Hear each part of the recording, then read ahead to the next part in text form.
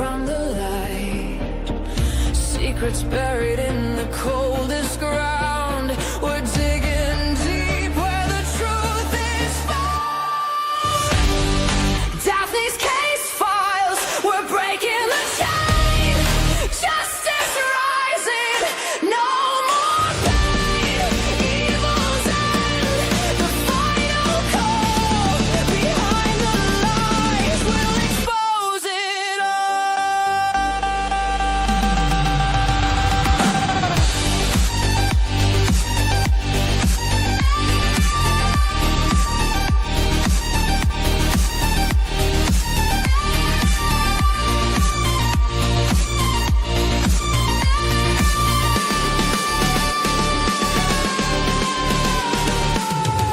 Whispers echo in the darkened halls.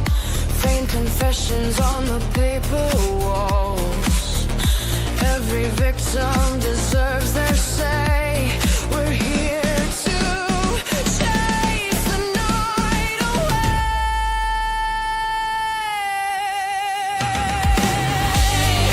Daphne's case files, we're breaking the chain. Justice rising, no more pain. Evil's end, the final call. Behind the lies, we'll expose it all. Unseen crimes, they thought they'd won, but the fight for truth has just begun. Every clue, every trace, bringing evil face to face. Hello and welcome back, everybody, to Daphne's Case Files. I hope everybody's having a wonderful day today. I will be going over the Jack and Lilly case today. I have some audio clips that I think you'd be very interested in. We'll be going over that. We'll talk a little bit about the documents. We'll talk a little bit about the human remains dogs that visited a couple of months ago. But I want to welcome in everybody. How is everyone today? I hope everybody is staying warm. We're actually getting a little bit of a warm front, I guess you would call it. It's like 40 degrees, right? 45 degrees, I think it said. But the thing is, in the wintertime, we get these like blustering winds, and they're always like 20, 30, 40, sometimes 50 mile per hour winds. And it makes the wind chill like just unbelievable. Like it's unbearable. Even if you have your gloves and everything on, it's still so cold. I went out the other day and I have these gloves that you could flip your little mitten over, right? And your fingers are exposed for a second if I need to use my hands. And within like a minute, like they're already like turning purple. It's crazy. But I want to welcome in everybody. Thank you so much for being here. And I'd appreciate it if you would give a thumbs up to get started. And if you're not subscribed and you're just watching, please feel free to subscribe to this channel. We go over a lot of missing children's cases. We go over a lot of breaking news cases as well. Here after the Jack and Lilly case that we go over, I will be going over the Brianna Aguilera case. She was a 19-year-old Texas A&M student. It is said that she had unalived herself, but mom is debating that with one of the top lawyers, a lawyer that actually handled the P. Diddy case. And I know all of you know who that is. So, but I want to welcome in everybody to get started. Hi, Vicki Palmer. How are you? Good to see you. Jen, it is so good to see you. And I am sending prayers to you for your puppers. I hope your puppers ultrasound comes back Good. Nothing's going on, and Puppers is 100% okay. PICTOU Bub, hello. Another missing Tristan Dossett. I will have to look into that. Thank you so much for letting me know. I appreciate you. Linda B, hello. It's always good to see you. Lily, hello. Thank you for being here. RKB, I am in PA, Thursday, 50, crazy weather. Wow, I am your neighbor in New York State. Thank you for being here. Yes, it is absolutely crazy weather. Usually in December, it's not this cold, right? It's like we skipped over like that snow warm, like cold, warm, to just like middle of January weather, right? This year, it's crazy. Hi, Vicky. Good to see you. Just the facts. Hi, good to see you. CM and Van, hello. It's always good to see you. Thank you for being here. Haley, hi. Thank you. I am feeling better. Thank you so much. Yeah, I had like this stomach thing going on, and then I had went out with my puppers, and there's ice everywhere. Like you shovel the driveway, and if you don't get all of it, it turns to ice. And when they plow the roads as well, they push it up. It's horrible. And if you don't shovel it all the way and just continue to drive over it, it turns into this thick ice. And when you're not paying attention, you're walking and running. I even had my boots on that are they're like the best for the snow. And sure enough, I went down and got my side and my back. So, but I've been lathering myself in some arthritis cream. I don't think I'm supposed to put it on my back, but it feels good. But thank you. I appreciate you. Hi, Miss Joyous. It's always good to see you. And I hope that everything is good with you where you live. Miss Joyce has been dealing with floods over in her area. So it has been crazy weather, you guys. Good evening. It's actually evening now here in New York. Happy Turtle, good to see you. Marlene, good to see you. Thank you.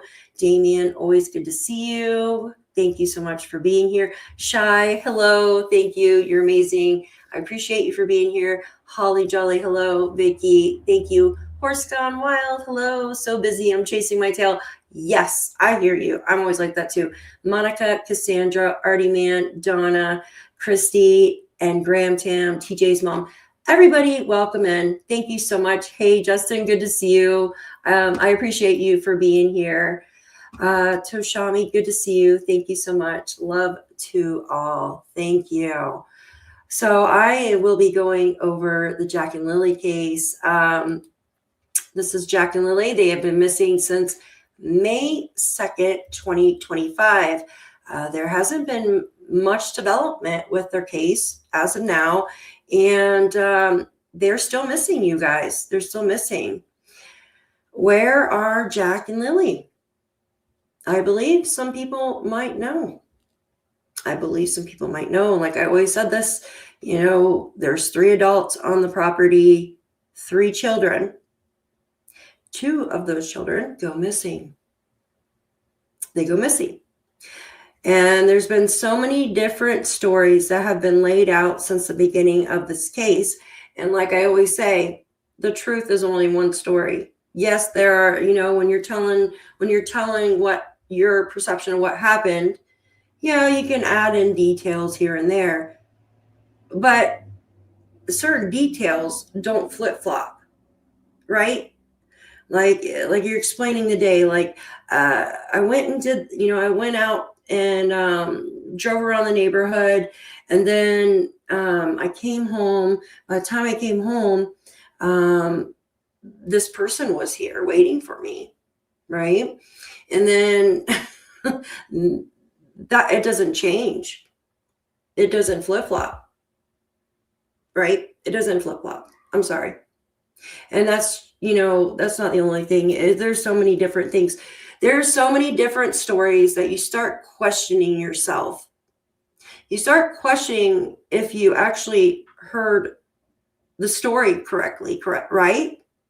How many of you in chat have actually questioned yourself about events that have happened in this case? when you've like read it or you've listened so many times, how many of you have questioned yourself? Probably a lot, right? Because I know I have. And I mean, I have followed this case since the beginning, just like a lot of you.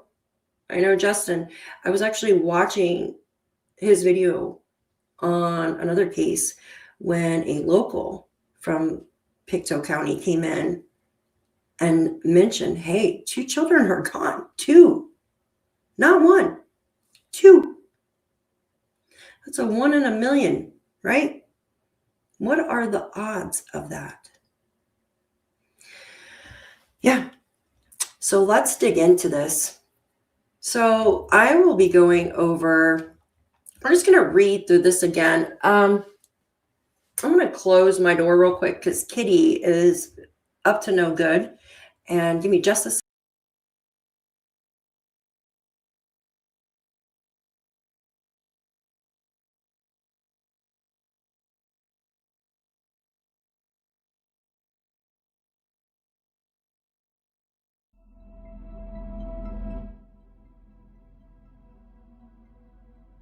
We want to add myself to stage. So I'm just going to go over this article briefly so we can be refreshed on the human remains dogs.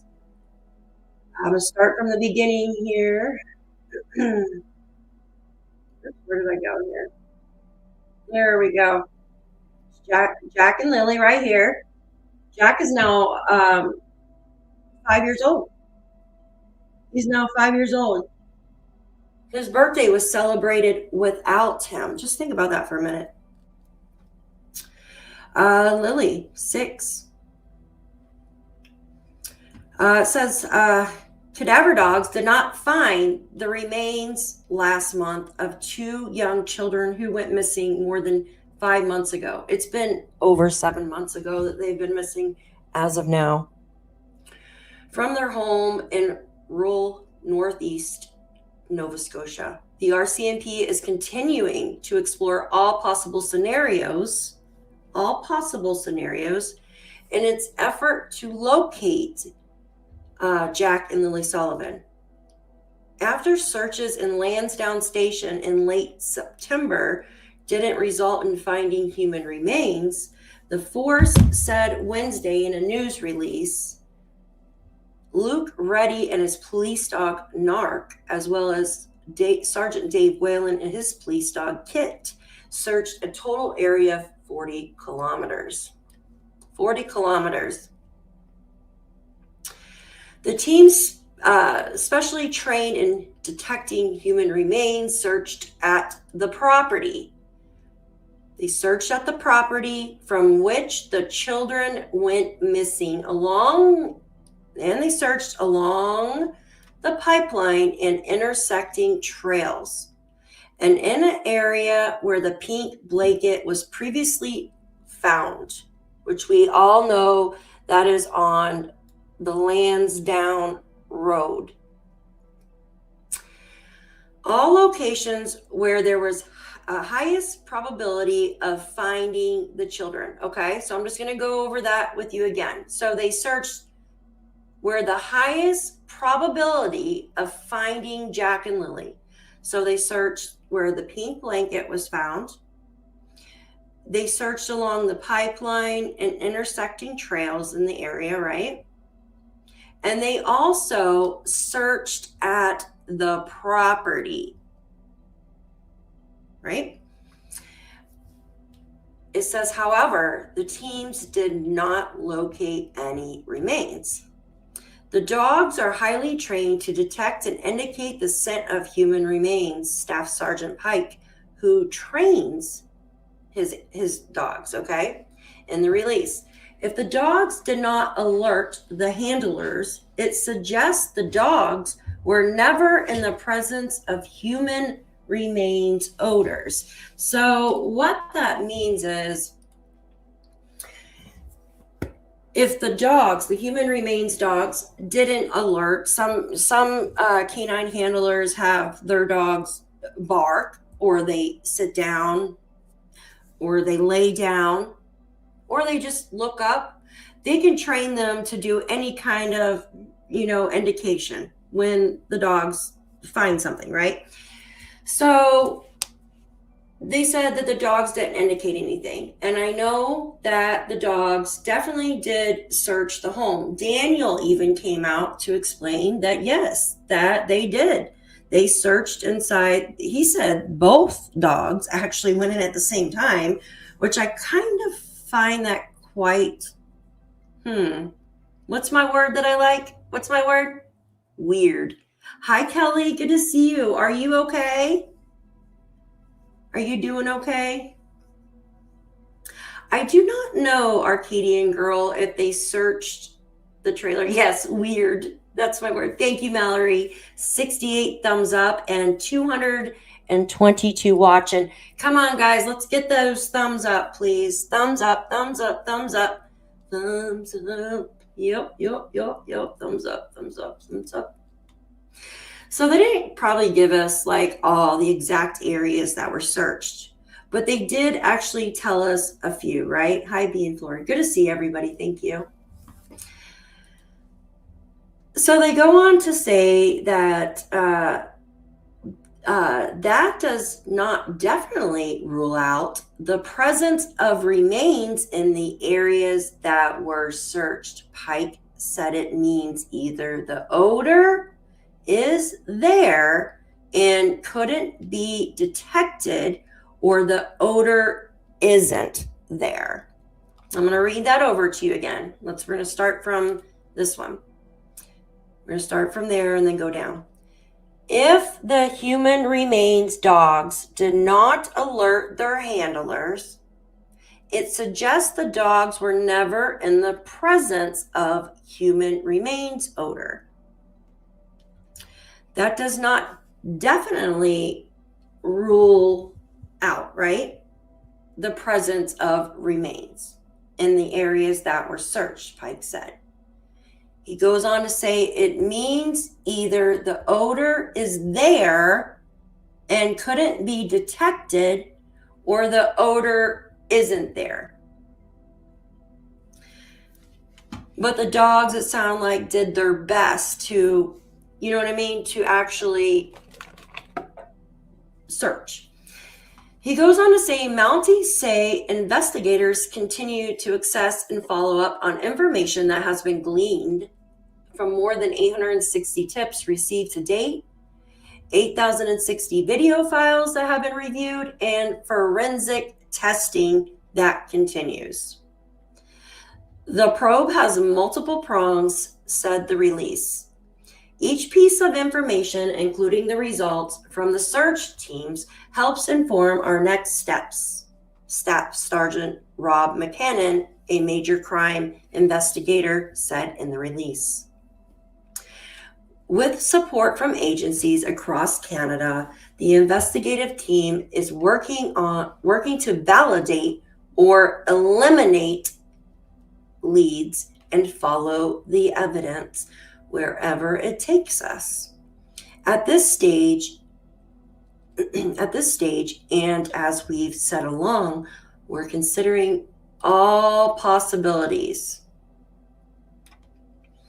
We'll keep going until we determine with certainty the circumstances of the children's disappearance and they're found.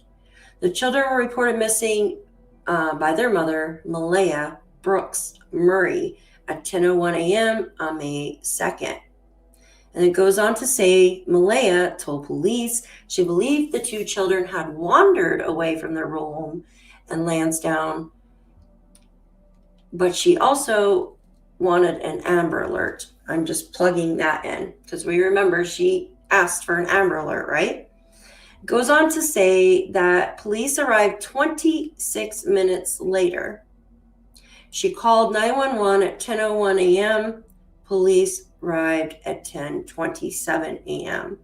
Searchers scoured the area around Landsdowne Station after the children vanished.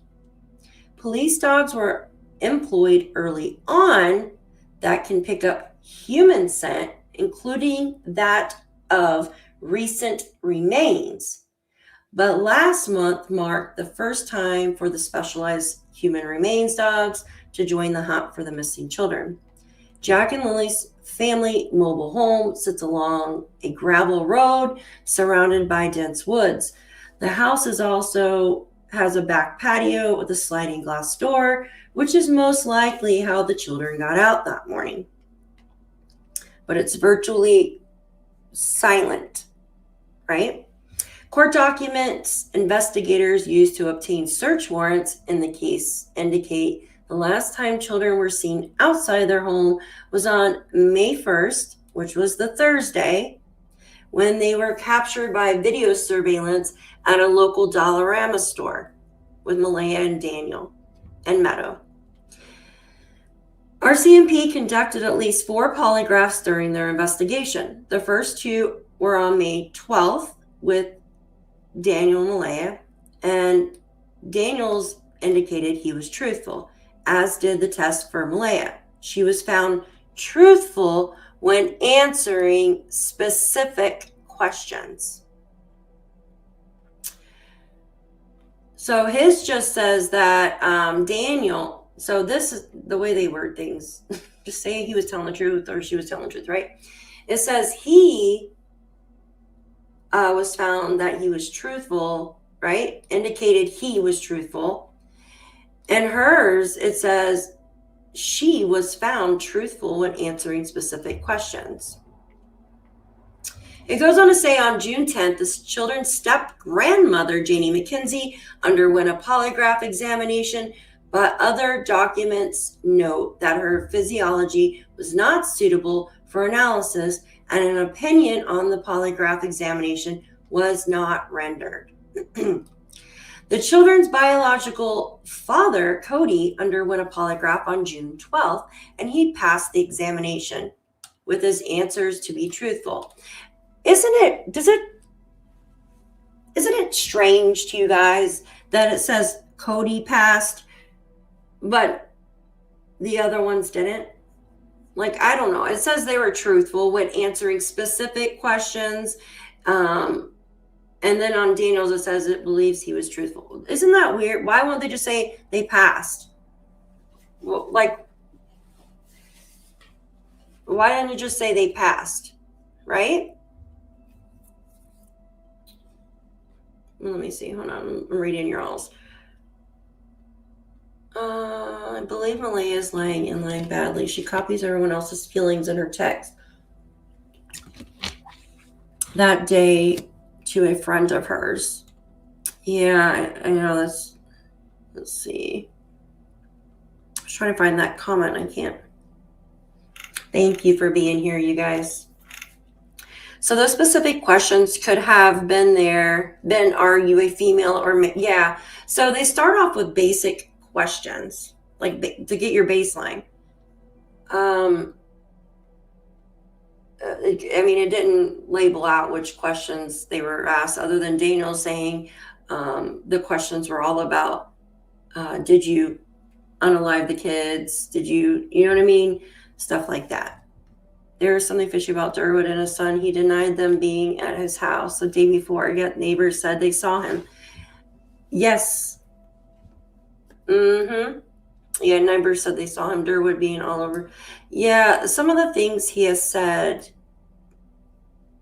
We're going to go over some things here, and I got some stuff I'm going to show you here in a minute. Really just itch me the wrong way. Really itch me, you guys. Yeah, but who knows if we'll ever know, because the stuff is still covered up. Hi, Joyce. Good to see you. Good to see you all. Thank you for being here. Yeah, Jen, I kind of think so too. Like, Daniel said he wanted another polygrapher. Why? He's taken, it sounds like he took 2 polygraphs. Has anyone noticed that they kept Daniel's phone for 2.5 days when they pulled info off it, but they only have Malaya's for a day? Huh. That's a good question. Yeah. That's very interesting. They would have asked questions based on the gaps. Anyone can pass those tests.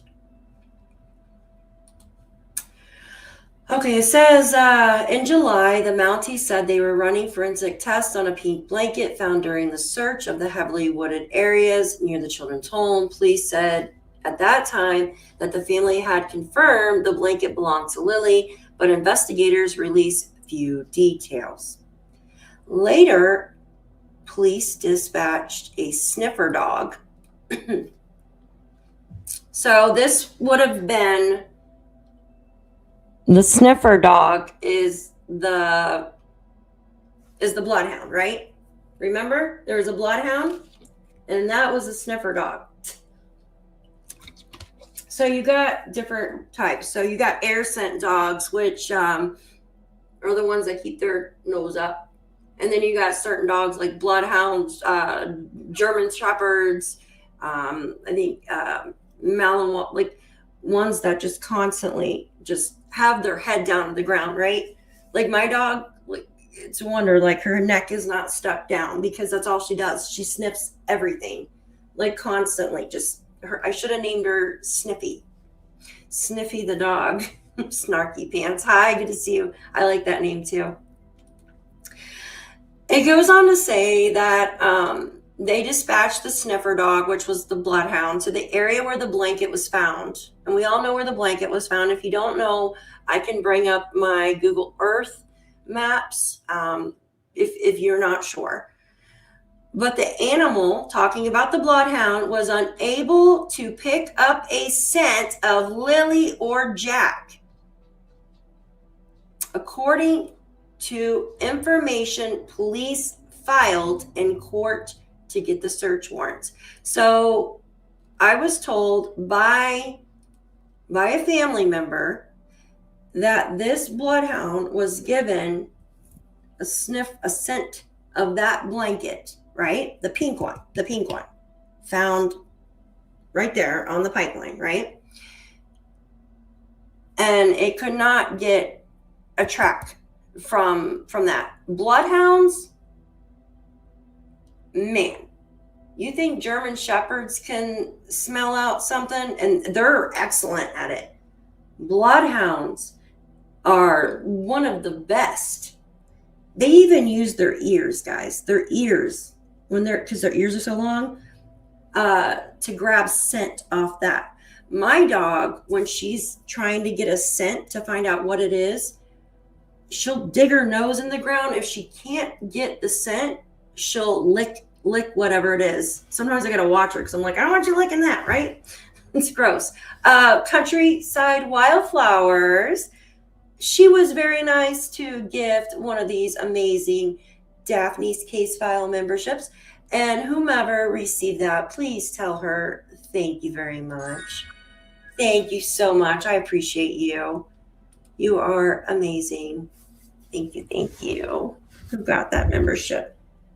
Hi, American Justice. Good to see you. You're late. You need a late slip, don't you? Thank you for being here. Late slip for you. Late slip for you. Here we go. 7 days later. 7 days later. They also had a dog that can sniff. Yes. Recent remains. Yes, absolutely. So they had air scent, and then they had the bloodhound, and then the shepherds, which were the human remains dogs, right?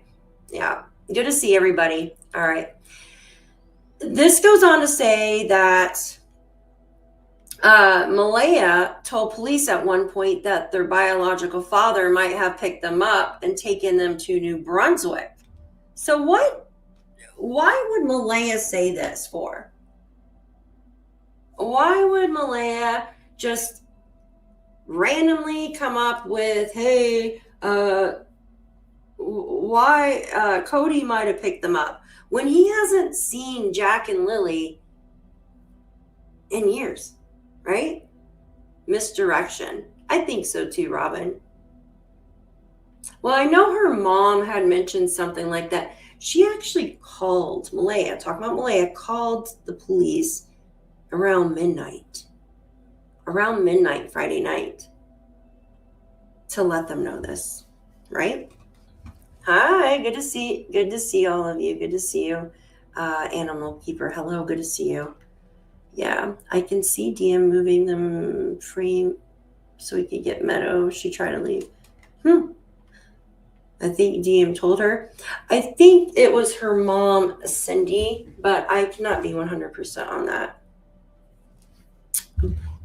I don't know if it says in the documents or not, but I know I heard that somewhere, but I'm not 100%, so just don't quote me on that. It goes on to say, this is talking about Cody. He is Cody. Did not know what happened to Jack and Lilly. Police noted he was home on May 2nd and never goes anywhere. He has not been anywhere other than his house recently and has no contact with Malaya since the children went missing. Police, and then it goes on to say, police received lots of tips in the case, including one from a witness who said she was traveling with her sons on the morning of May 2nd and saw two children walking along the side of the road.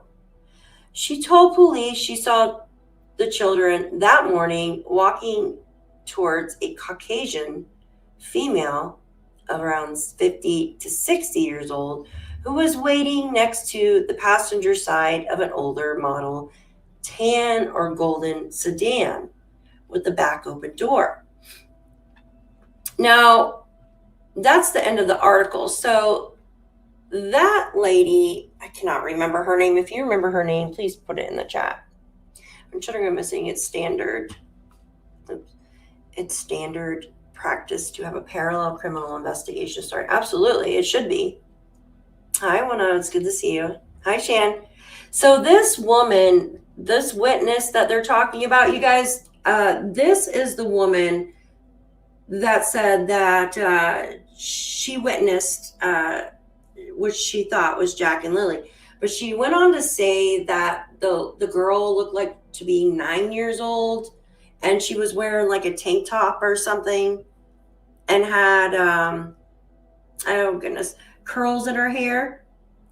What I think this woman had witnessed maybe was the week prior when she witnessed Daniel's other children leaving his house. This is my speculation, because Daniel's other daughter is 9 years old.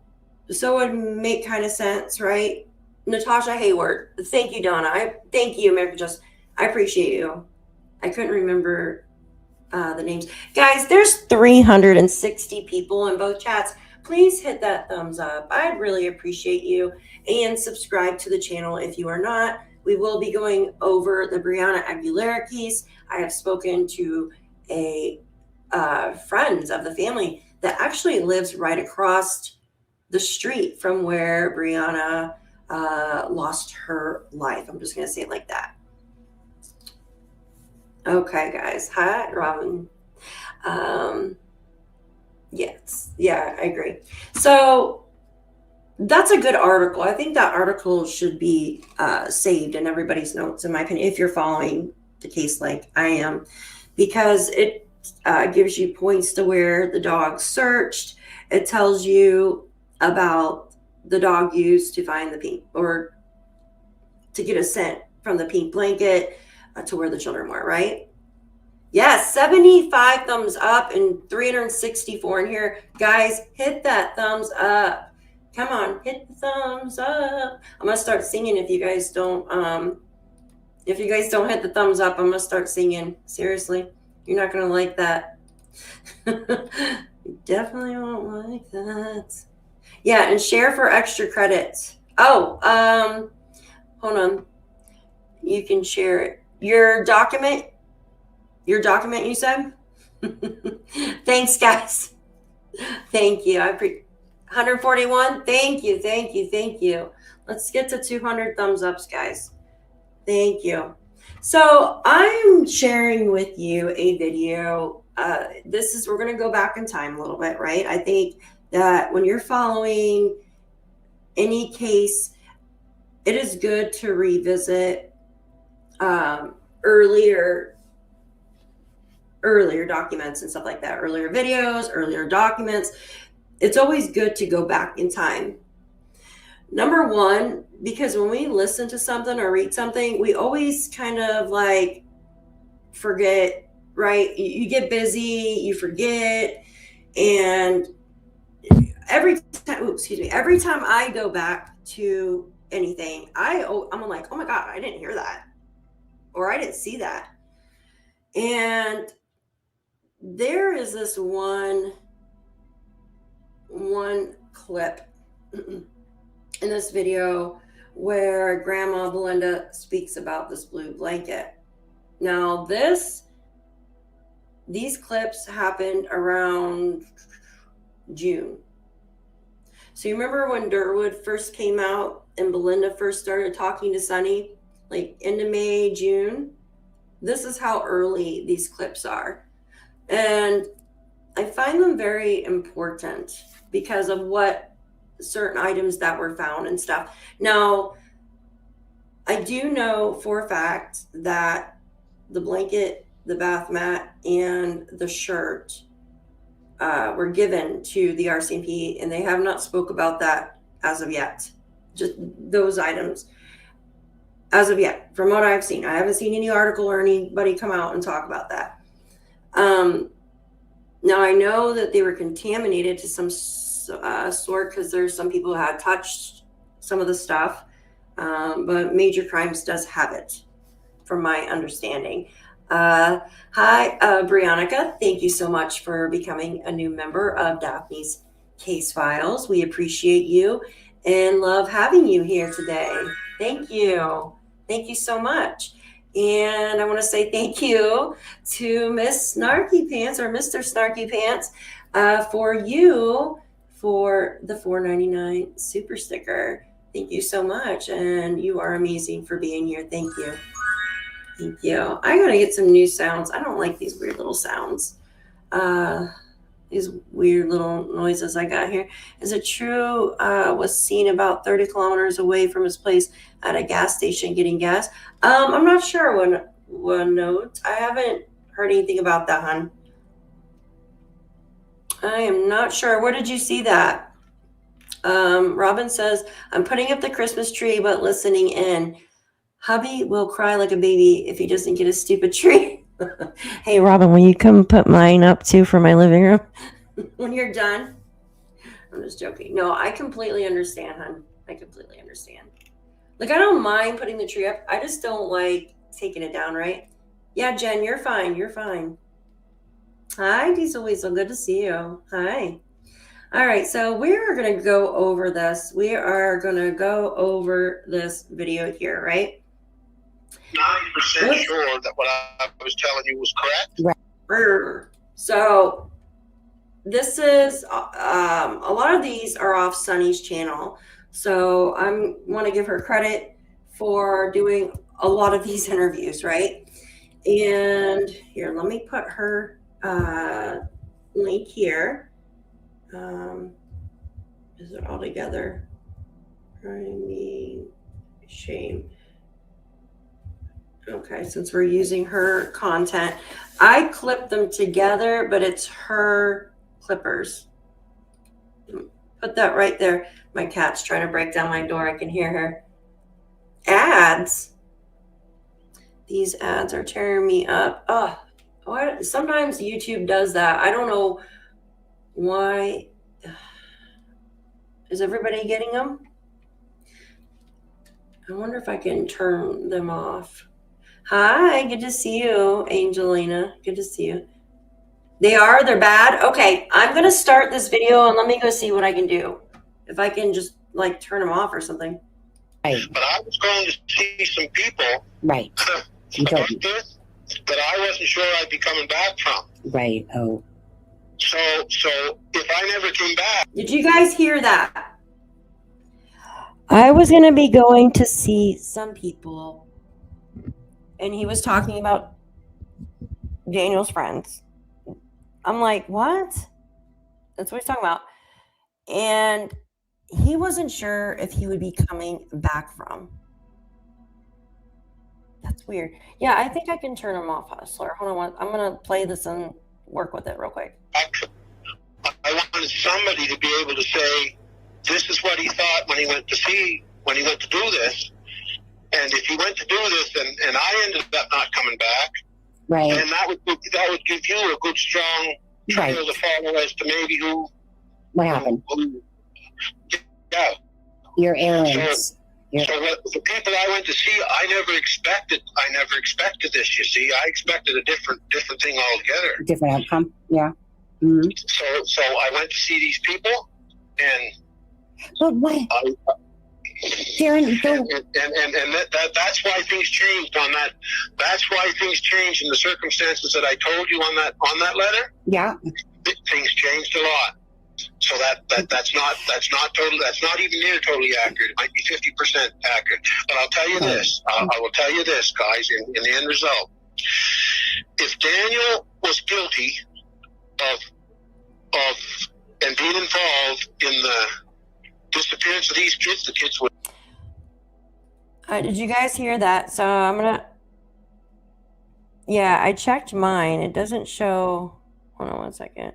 Just trying to change settings and refresh to see if that helps. Sometimes YouTube, like.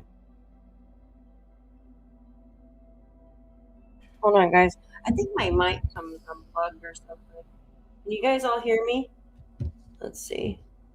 Oh, Lordy, my computer is like 500 years old. He did mention, Brandy, that, yeah, he said he's come over to my house a few times or something like that, but I know Durwood doesn't live with his wife anymore or something. Guys, hit that thumbs up for me, please. So I'm going to play this over again for you. This I just find really just creepy. Of and being involved in the disappearance of these kids, the kids would have definitely been dead. So he goes on to say, if Daniel was involved in the disappearance of these kids, the kids would definitely be red-rummed. Why? Why would he say such a thing like that? Oh, thank you, Madagascar. Hi, good to see you. Why would he say stuff like that for? I'm just curious. That's just a very odd thing to say, right? Like, who says that? Now listen to the next one. I had to slow it down like 500 times to listen. No ways about it. If Daniel was guilty of that, they would definitely be dead. Why would the kids definitely be red-rummed if Daniel had his hand in getting rid of the kids? Why would he say such a thing? Like, why would he say such a thing? Now listen to this part. If Daniel was innocent of that, and I'm only talking about the removal of the kids, I'm not talking about their life together, I'm only talking about this.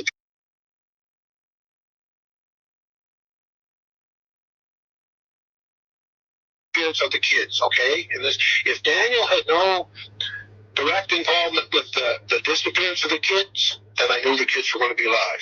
Right.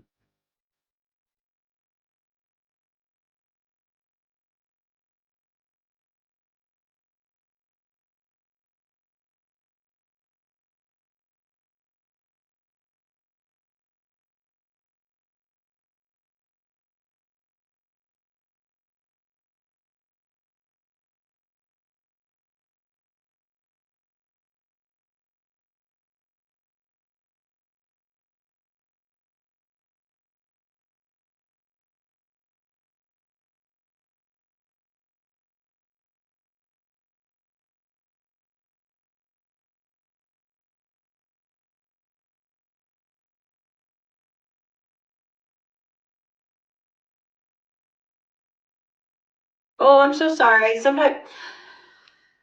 Oh my. How about now? Can you hear me now? Well, it's okay. Can you hear me? It's my computer. Let's do it. Holes, I guess. I don't know.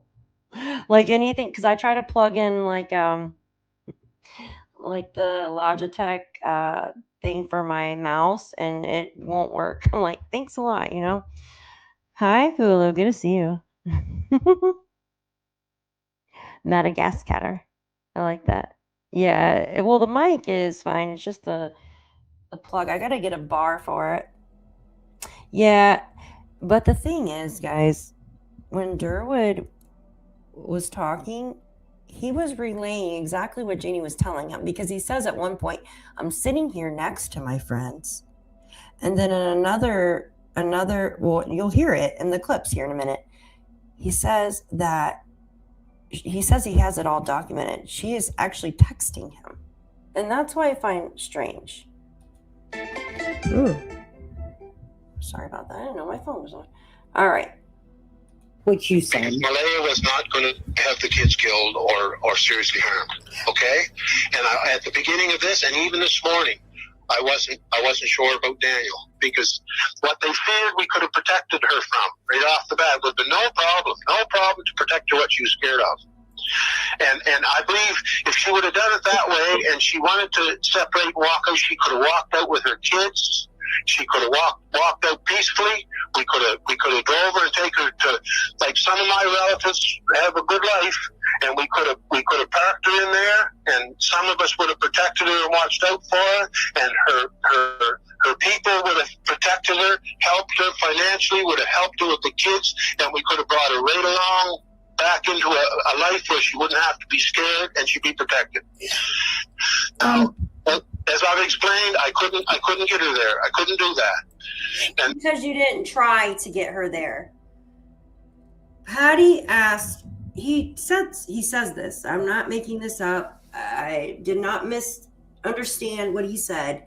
He said that his cousin Patty, which is Malaya's grandmother on Malaya's mother's side, asked Darren, I think Jack is being abused. That's what she said. This is his words. He says, why do you think this? Because every time he's here, he's getting banged up, bruises, bruises and everything, scrapes, bruises, whatever. She says he doesn't get along with Daniel. They butt heads, or some word like that, right? And he goes, oh no, I'm not getting involved in that. What? Yes, we will need to hear the fucking recorded call with him and Patty. I agree. That would be very interesting. And some of it was time, because don't forget, I had to judge my relatives just the same as I had to judge Daniel's family. And when I judged it, I looked at my relatives, who I know a little better than Daniel's family, quite a bit better, and the characteristics of them. And so it struck me, it took me a long time, because Malaya shut down. You see, actually the Mackenzies and Daniel and another person on that side Logan never shut down on me. She gave me information and helped me. And I helped her, because we were helping each other to try to figure these kids out. Logan wanted these kids brutal. I mean, she's still trying to get Meadow. Thank you so much. Thank you so much, of course. So, Darren, like I said, people know exactly who you are. Your name is Darren Geddes on there. So my thing is this. If you're 1,000% and this person has told you, why is the RCMP, why is this case not been solved in RCMP and the $150,000 put up? So, like, that doesn't... Because I think the RCMP are centered on one person, and I think they're centered on the wrong person. And they need two bodies to charge this person, and they can't find two bodies. Okay. Lauren wants to ask you a question. Listen, my friend is looking at me right now. She wants me to be done with this, and I told her I was going to have one more little go with it. My friend is looking at me now. She wants me to be done with this. That friend is Janie. Because she relayed to him, they had a conversation. I'm trying to put Sunny's name in here. thought I had it up here, but I guess I clicked. There we go. Give me 1 second, guys. Computer doesn't want to work. There we go. All right. My friend is looking at me now. My friend, as in Janie, yes, because he even says like she's sitting next to him, and then he says that she's texting him and everything. His friend, his source, absolutely. Is here to let you guys, to inform you guys. Okay. So I'm actually Here, let me rewind a little bit. To inform you guys. So she was talking through Durwood. now. She wants me to be done with this, and I told her I was going to have one more little go with this here to let you guys, to inform you guys. So I'm actually so thankful that I know what I know, and I'm actually so thankful that there's nothing else I can do. I can't bring those kids back here. I can't dictate who Meadow goes with. So I'm just relieved to have it off my back that was supposed to have killed his 2 kids, and that's all I heard. So it was just by fluke, and if Daniel's listening, he can tell you this is the truth. Oh, by the way, people, I never worked with Daniel. I never said I worked with Daniel. My youngest son worked with Daniel up at the mill. Okay, thank you. Okay, Thank you. That's how the relationship come around. Okay, thank you. And I hadn't seen Daniel in a couple of years, but then right out of the blue, I'm hearing about this guy that killed his kids. His name was Daniel, in Landsdowne. And then I heard something, I don't know where I heard it, but what I knew at that time was that there was a black SUV supposedly suspiciously involved. Daniel, he'll tell you this, was with another fellow, I won't mention that guy's name, and a lady that was driving. And apparently, like, they were worried about Daniel's friends and that were staying away from him because they didn't want to get involved. Yeah, he's talking about the black SUV. So, yeah, I'll play it again. Yeah, because he's still talking about that right here. Hold on. Remember, there was 2 black SUVs that morning, right? It's on dispatch. The CRV and the Kia Sportage. Daniel, he'll tell you this, but what I knew at that time was that there was a black SUV supposedly suspiciously involved. Daniel, he'll tell you this, was with another fellow, I won't mention that guy's name, and a lady that was driving. Oh. And apparently, like, they were worried about Daniel's friends and that were staying away from him because of they didn't want to get involved or get touched with that stuff. So, like I said, Which part is that? Is it before? And he sold a Kia Sportage a few months later. Oh my gosh. That's crazy. Post-traumatic dick syndrome. Wait. Is it when he's talking about the Tim Horton friends there? Is that the clip? Hold on. All right, let me just rewind it back to here. All right. truth. Oh, by the way, people, I never worked with Daniel. I never said I worked with Daniel. My youngest son worked with Daniel up at the mill. Okay, thank you. Okay, Thank so you. that's how the relationship come around. Okay, thank you. And I hadn't seen Daniel in a couple of years, but then right out of the blue, I'm hearing about this guy that killed his kids. His name was Daniel, in Lansdowne. Oh. And then I heard something, I don't know where I heard it, but what I knew. Oh, I'm hearing about this guy in Lansdowne that red rummed his kids. So he's sitting at Tim Hortons. You know, he sits at Tim Hortons with his buddies, drinking his tea or coffee or whatever.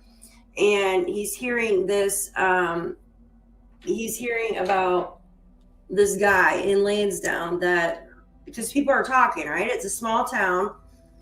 People talk. That's what happens in all small towns. I mean, I live in one, I know, right? And that's where it comes in. He was hearing it. Yes, Haley, there you go. That exact. Oh my gosh, I always click on the wrong one. Absolutely. That's what he was hearing about Daniel.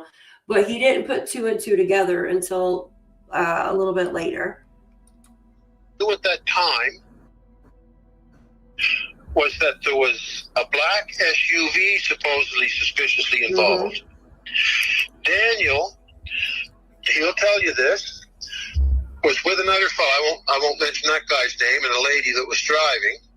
And apparently, like, they were worried about Daniel's friends and that were staying away from him because of they didn't want to. The one friend was Chance, right? The one friend was Chance. Hold on, I'll tell you the other friend's name because I have the documents right here. Hold on. Remember, because they helped him search. So Daniel's friends, Chance and Adam. Adam and Chance, and there was a girl too. There was a girl, but they never. The girl never came and searched. But he mentions a girl too. But maybe that was one of the girls he was dating. Because remember, he was dating. I don't know, one of his girlfriends maybe that he was dating. Taylor, was it Taylor maybe? Any sus of what DW says the same as Daniel. Yeah, it's weird. Get involved or get touched with that stuff. So, and like I said, if Daniel's online, I hope Janie's here too. So one day I was working in behind my barn in Foster Avenue where I work on my junk. I'm retired, but I go back to the old property and I got a barn back there and my tools and a bunch of old junks back there. So I just go there to play now, really, fix up old junk. I was back there one day. This was, like I say, about a week and a half or so after the kids had been gone.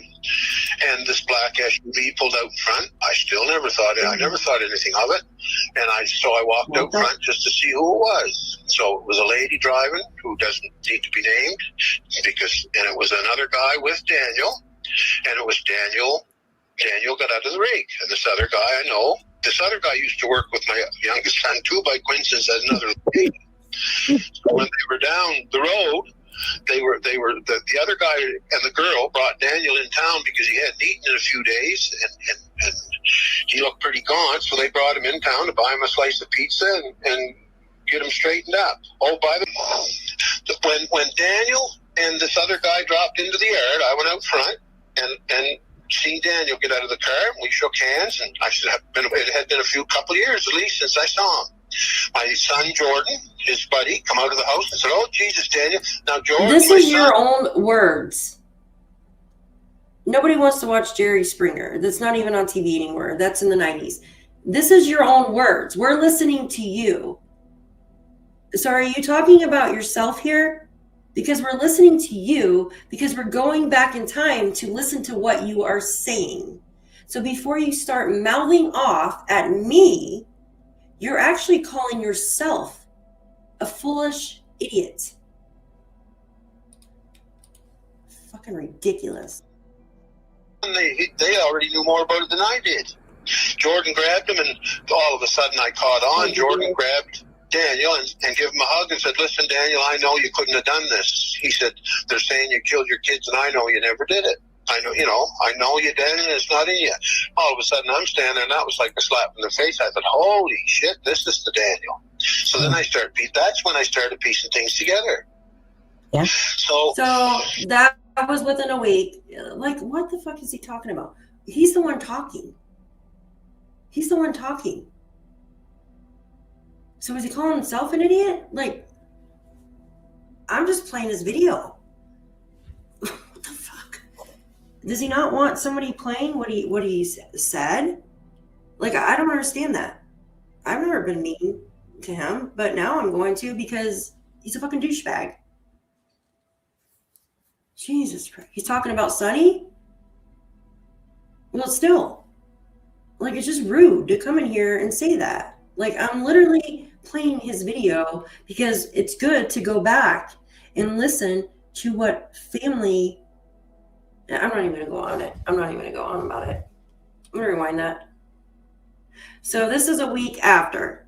And all of a sudden, I caught on. Jordan grabbed Daniel and gave him a hug and said, "Listen, Daniel, I know you couldn't have done this." He said, "They're saying you killed your kids, and I know you never did it. I know you did, and it's not in you." All of a sudden, I'm standing there, and that was like a slap in the face. I thought, "Holy shit, this is the Daniel." So then that's when I started piecing things together. Yeah. So the other thing is, listen, this has been totally, I got into this totally for my cousin. So can you confirm that 8 o'clock, like what you said earlier, was about the time that Janie kind of seen Malaya, but didn't? No, that would have been a mistake. It was later than 8 o'clock. I would say it was later than 8 o'clock. Okay, so it's I would say it was. Now I even. Okay, so these are clips, right? They're not the full conversation. I just clipped off what I think is very important to get rid of filler, right? Because it's not just him with filler. Everybody has filler, right? What gets into stuff or whatever. So I just clipped out like the important pieces that I believe that are important, right? And he explained about like hearing stuff at the Tim Hortons, and that's what he just explained. Now what he's getting ready to go into is the timeline part with Janie, right? That is what he's about to go into right now. So let me just rewind just a little bit. I'm going to be kind and rewind so we're all on the same page here. Okay, I think, all right. All of a sudden I'm standing there, and that was like a slap in the face. I thought, holy shit, this is the Daniel. Mm-hmm. So then that's when I started piecing things together. Yeah. So the other thing is, listen, this has been totally, I got into this totally for my cousin. So can you confirm that 8 o'clock, like what you said earlier, was about the time that Janie kind of seen Malaya, but didn't? No, that would have been a mistake. It was later than 8 o'clock. I would say it was later than 8 o'clock. Okay, so it's I would say it was. Now I even said to Janie, I remember confirming to her. So I said, so Janie, it was around 8:45. You figure? You're sure? And she said something like, no, it was 5 or 10 after 9. okay. Only That they were. So I'm going to say my rendition of what I understand, what Janie told me. Janie, her dog started barking, and she knew the kids were out in the yard, and she knew Malaya was taking them. She knew Malaya took them out the back. She could hear them walking, took them out the back door, outside the fence onto the driveway. And where the boot pit came from, that driveway's harder than nails. But the night before, Janie, there was a pothole and a little ditch on the far side of the driveway, and Janie herself was out with the shovel the night before, filling that little ditch and pothole in, and it was raining the night before, and the gravel and it's muddy gravel. It's not really good clean stone in that, and it was wet, and that's why the little one boot print got sunk in the All mud. right, did you guys all hear about what he was talking about with the timeline? Did you guys hear that? He's probably in the other chat. I don't know. I didn't block him, but I'm not going to be called an idiot for. Jennifer, thank you so much. Oh, results are in. I don't understand. I put my phone on. She says, results are in for my baby. We'll post in chat. Oh my gosh, yes. I hope they are good.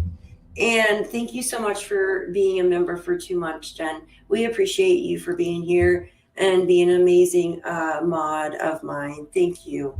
You're awesome. Thank you so much. Thank you. You are amazing. I am going to be looking in chat for that. Guys, if I didn't see you when you came in, I want to say thank you.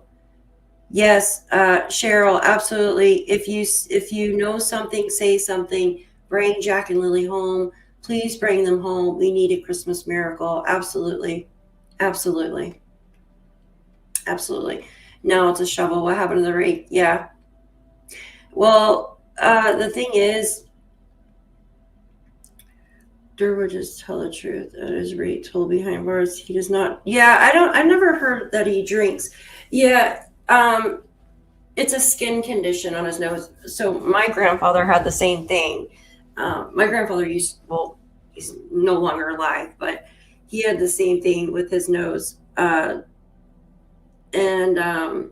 he was a drinker, like when he was in the Air Force, but he stopped, like he didn't, you know what I mean? But his nose, he had the same thing. And his father, actually, my great grandfather, had a very large nose too, like skin cancer and stuff on it. He could have been. Absolutely, darling. Absolutely. All right. So he just got done speaking about the timeline, right? No cancer in pancreas. Oh, here, Jen's got an update on her puppy. I want to look real quick. No cancer in pancreas or stomach. That's good. They want to do blood work tomorrow for lymphoma. Oh, the doc is very optimistic that it is not lymphoma since he is, oh my gosh, this made me so bad, since he is much better today than yesterday with fluids. Oh, thank God. Thank God. And they've made sure it's like nothing like he ate or anything. Oh, please keep me updated, Jen. Please. I'm so glad that it's not that. Thank the Lord. Oh, I bet the bricks came falling off your shoulders, right? After hearing that. Oh, my grandfather had it too, but he was 104, not a drinker. Yeah. Yeah, it just, some people, rhino lymphoma is the name of his condition. Thank you. Thank you. Yeah, that's good news. That is good news. Yay. Yes. A bad case of pancreatitis. Oh, poor pupper's stomach. I wonder if you asked her to go through a door. He'd try walking through a solid door. Yeah, I know. That's a big relief. Might have to do bland diet or I don't know what you're. Well, here, I'll email you. We could talk about it if you want. All right. So he just got done explaining the timeline. I'm just going to go back just a little bit. Hold on. Kids were out in the yard, and she knew Malaya was taking them. She knew Malaya. Hold on. It was around 8:45, you figure? You're sure? No, come on. The other thing is, Jesus. I even said to Janie, I remember confirming to her, so I said, so Janie, it was around 8:45, you figure? You're sure? And she said something like, no, it was 5 or 10 after 9. Okay, only because that they were trying to say my rendition of what I understand, what Janie told me. Janie, her dog started barking, and she knew the kids were out in the yard, and she knew Malaya was taking them. She knew Malaya took them out the back. She could hear them walking, took them out the back door, outside the fence, onto the driveway, and where the boot came from, that driveway's harder than nails. But the night before, Janie, there was a pothole and a little ditch on the far side of the driveway, and Janie herself was out with the shovel the night before, filling that little ditch and pothole in, and it was raining the night before, and the gravel and it's muddy gravel. It's not really good clean stone in that, and it was wet, and that's why the little one boot print got sunk in the mud right at the edge where she was fixing the driveway a little bit. And then she showed me it, told me all about it, pointed it out, showed it, and so she said that's when she came out. She said she knew. I mean, she heard the kids. She knew the kids were supposed to be there, and she come up to Malaya, and Malaya was standing there with Meadow on her arm, looking at the phone. And Janie looked at Malaya and said, "Well, where's the kids?" Because she knew the kids were there. She just heard the kids. Where's the kids? And Malaya sort of looked stunned, and then just wait. And the next comment she meant was, "Let me see if I get this active." Okay, right, how long have they been? Right there tells you that he was speaking to her. She was texting him at this point. She was texting him at this point. So he's not making this up. Janie was actually texting Darren at this point. The other part, he was sitting next to her. Because he even says that. He says, I'm just waiting for her to respond on this one. Well, where's the kids? Oh, she said they're in the woods. Malaya said to Janie, they're in the woods. Now, Janie can... He swears to this. It's all documented. Right. They're in the woods. Well, how long were they gone? 20 minutes, she said. So there's where then Daniel came running out. Now there's a little mix up here in Daniel's memory and mine. I don't know whether he was sleepy or I got the idea, but I checked with Janie two times on this so I could get it right in my head. So anyway, long story short, and maybe a little error in there somewhere, was that was my main finishing proof that Daniel never killed the kids. They were there alive, around 8:30. But no, it was later than that. They were there about Janie's got this timeline all documented on her phone. She was that smart. Ron, her son brother had called her at 6:10, and she got that call on her phone. She called him back like about 6:20 or so. She was halfway awake, and when she come out of the trailer, she checked her phone, and she got the time of that. Really pissed me off. Okay, today what really got me going when Daniel told me. Now I'm telling you what Daniel testified to himself. He testified to it in the interviews, and he testified to it directly to me numerous times. He testified to it to Logan. He testified to it to everybody. Daniel's claim was that on the morning this happened, he got up, realizing the kids were gone. He went outside. Him and Malaya went outside, and Malaya was kind of stunned and looking guilty, and Daniel said, well, where's the kids? And she said, they're gone. And he said, well, where are they gone? Where are the kids? What do you mean they're gone? And how long have they been gone? And she said, 20 minutes. 20 minutes again. First he said, like, where are they? And she said she thought they were in the woods. So Daniel, in the 30 seconds he talked about the first that he was in the woods, and everybody said, oh, Jesus, how would he go all around the country in 30 seconds? Okay, this clip here, he's about to tell you what happened. Yeah, it's not in there. He's about to tell you what happened with Daniel that morning. Like, Daniel, because remember how we were like, how did he search here? If you search there, it was 2 different times, right? Because remember, he went up to the little kids' forts, right? That took about 30 seconds, he said. Then he came back down, went into the home, went back into the trailer, grabbed his keys, and he said he left his cell phone sitting on the table. He says, I didn't bring my phone because there's no service out there anyways, right? But there is spotty service out there. So how do you know there's not going to be service if you did find Jack and Lilly? And then he gets into he says the vehicle, he says the 2017 white Nissan Pathfinder, which I don't know why he went into detail with that, with Malaya's vehicle. And he went over down the Landsdowne road and checked the culverts and the rivers or whatever, the middle river. Then he came back up over the railroad tracks, like by Landsdowne Station. He came up 289 and parked by the little marsh there. At this time, in this version, he says that the RCMP were already there walking up to see Malaya. But in another version, he said that he waited for the RCMP to get there. And then in another version, he said that he took off to search again. But the RCMP told him in the one version that he shouldn't go and search. Seconds. No, it was two different times. They got a little cabin beside the house that the kids play in. Actually, there's 2. If you go halfway down the driveway and then left up over the shoulder of the driveway and then back towards the trailer, there's a little half-arse log cabin that somebody made for them, and it has like a playhouse for the kids. Yeah. Okay, and then there's another little one behind that that's cut out from underneath the tree where they go up, and there's toys scattered in there and that. So Daniel's first thought was they're up in the cabin or they're in the playhouse. So this is where he ran down the driveway, ran up over the little bank up in by the cabin, and he did the whole circle in under 30 seconds. By then his mother was out looking for the kids. So then Daniel said to Malaya, well, where are the kids? And she somewhere along the line, and he got the idea that she was saying they were in the woods.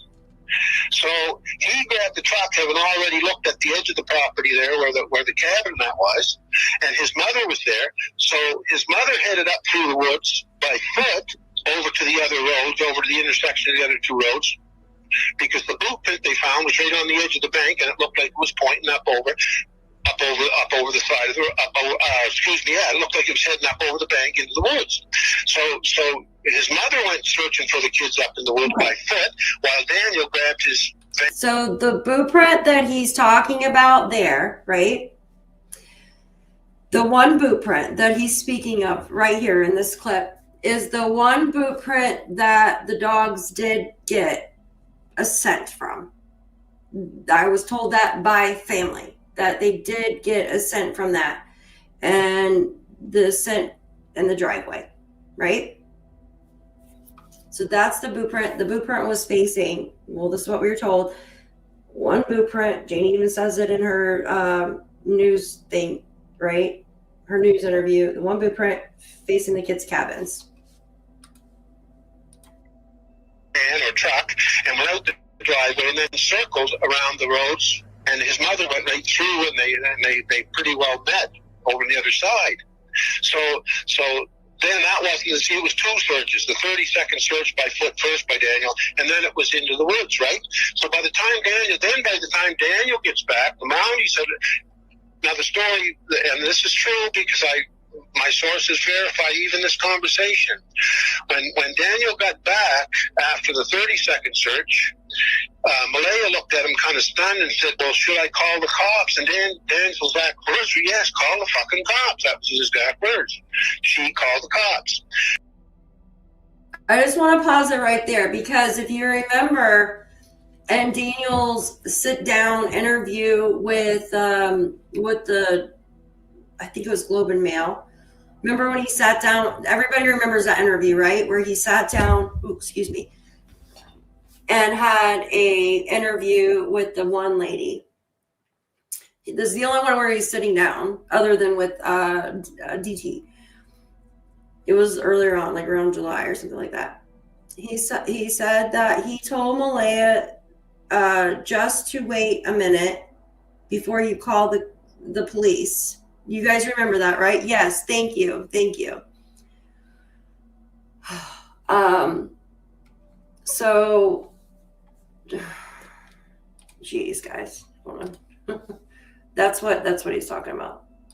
Daniel took his truck and went looking around the roads for the kids because he had already checked beside the place. His mother was heading up through the woods following the direction of this track, and she was going by foot through the woods, searching through the woods. And by the time Did you guys catch that? It was a truck. Daniel took his truck or van. Daniel took his truck or van. Did you guys hear that? But we know now that it was a 2017. Yeah, you got that, Joyce? Nissan. He even said the color of it. So where would Darren get the, where would Darren get the truck or van from? I'm just curious. PICTOU, Bub. So this is Darren Geddes. He is a third cousin to Malaya Brooks, the mother of Jack and Lilly. And he was asked by Malaya's grandmother, from what he's told us, that, which is Patty, on the mom's side, asked Darren, I believe it was a few weeks prior, but I could be mistaken, to go and try to get Malaya and Jack and Lilly out of the home, and Meadow probably as well, because of the fact that she witnessed Jack being banged up. So that's who he is. He is third cousin to Malaya. Golden Star, thank you so much for becoming a member of Daphne's Case Files. We are so happy to have you here with us, and thank you so much for being a part of our family. Thank you. Thank you very much. Thank you. It's good to see you as well, Golden. And welcome in, everybody, guys. I appreciate you all for hanging out with me today. Everyone, thank you. It's always so good to see all of you. It's very good to see all of you guys. Okay. Let me, I'm just going to rewind it back to the van. Okay, let's see. Is it right here? There we go. Looked like he was heading up over the bank into the woods. So his mother went searching for the kids up in the woods by foot, while Daniel grabbed his van or truck and went out the driveway and then circled around the roads, and his mother went right through, and they pretty well met over on the other side. So then that wasn't, see, it was two searches. Sorry, I kept pausing it. How did they meet on the other side? So I'm asking an honest question here, because how did Daniel and Janie meet on the other side? Because this was one story as well. Or maybe I'm just confused at this part. I'm trying to get this straight. So Janie told us that she went up towards the kids in the cabin. She said at this time that she met Daniel, right? So I'm going to start from the beginning. Janie comes out of her RV. We never were told why. We were told at one point because she heard Daniel screaming, but then it changed to she heard Daniel screaming. So, but she thought he was screaming for Jack because Jack was getting into things, because he liked to get into things, right? But then we heard the story of I think maybe Daniel said that his mom came out because she heard me screaming. That was early on. I think I have that in a text. I'll have to find it. Anyway, so Janie comes out. She sees Malaya standing there with Meadow on her hip, and she goes, "What's going on?" Malaya says, "Jack and Lilly are missing." Janie says, "For how long?" Malaya responds, 20 minutes. Janie says she proceeds back into her RV to get on her boots and her jacket. And she doesn't bring her phone either. I think she said she left her phone there. She said that she goes up into the woods towards the kids' forts, right? To the old road after that. She said she then met Daniel up there, and Daniel goes, "Do you want to come search with me?" She goes, "No, I'm going to search this way." So at that point, Daniel was still up there when this would have been around the 30 seconds, right? When he went up to search the kids' cabins. Now, before I confuse you anymore, this would have been the time when Daniel said that the 30 seconds he went up in the woods. So Janie must have met him up there, and he said he was going to search for the children, and Janie was going to search that way. Janie says she continued to search down the old road, went around back to the 289. You could see it on the map where it cuts through, and comes back up the 289. And by the time, before she got there, she can hear the police, the RCMP in the distance, right? Before she got back home. Anyways, at this point in time, Daniel, if he was only up there for 30 seconds, he should have already been driving around off of Landsdowne Road, which is opposite way from where Janie went, right? And so how would he have met mom again? Like, it's just kind of confusing. Which is the 30-second search by foot first by Daniel, Okay. and then it was into the woods, right? So by the time Daniel Wait a minute. up over the side of the it looked like it was heading up over the bank into the woods. Mm-hmm. So his mother went searching for the kids up in the woods by foot, while Daniel grabbed his van or truck and went out the driveway and then circled around the roads, and his mother went right through, and they pretty well met over on the other side.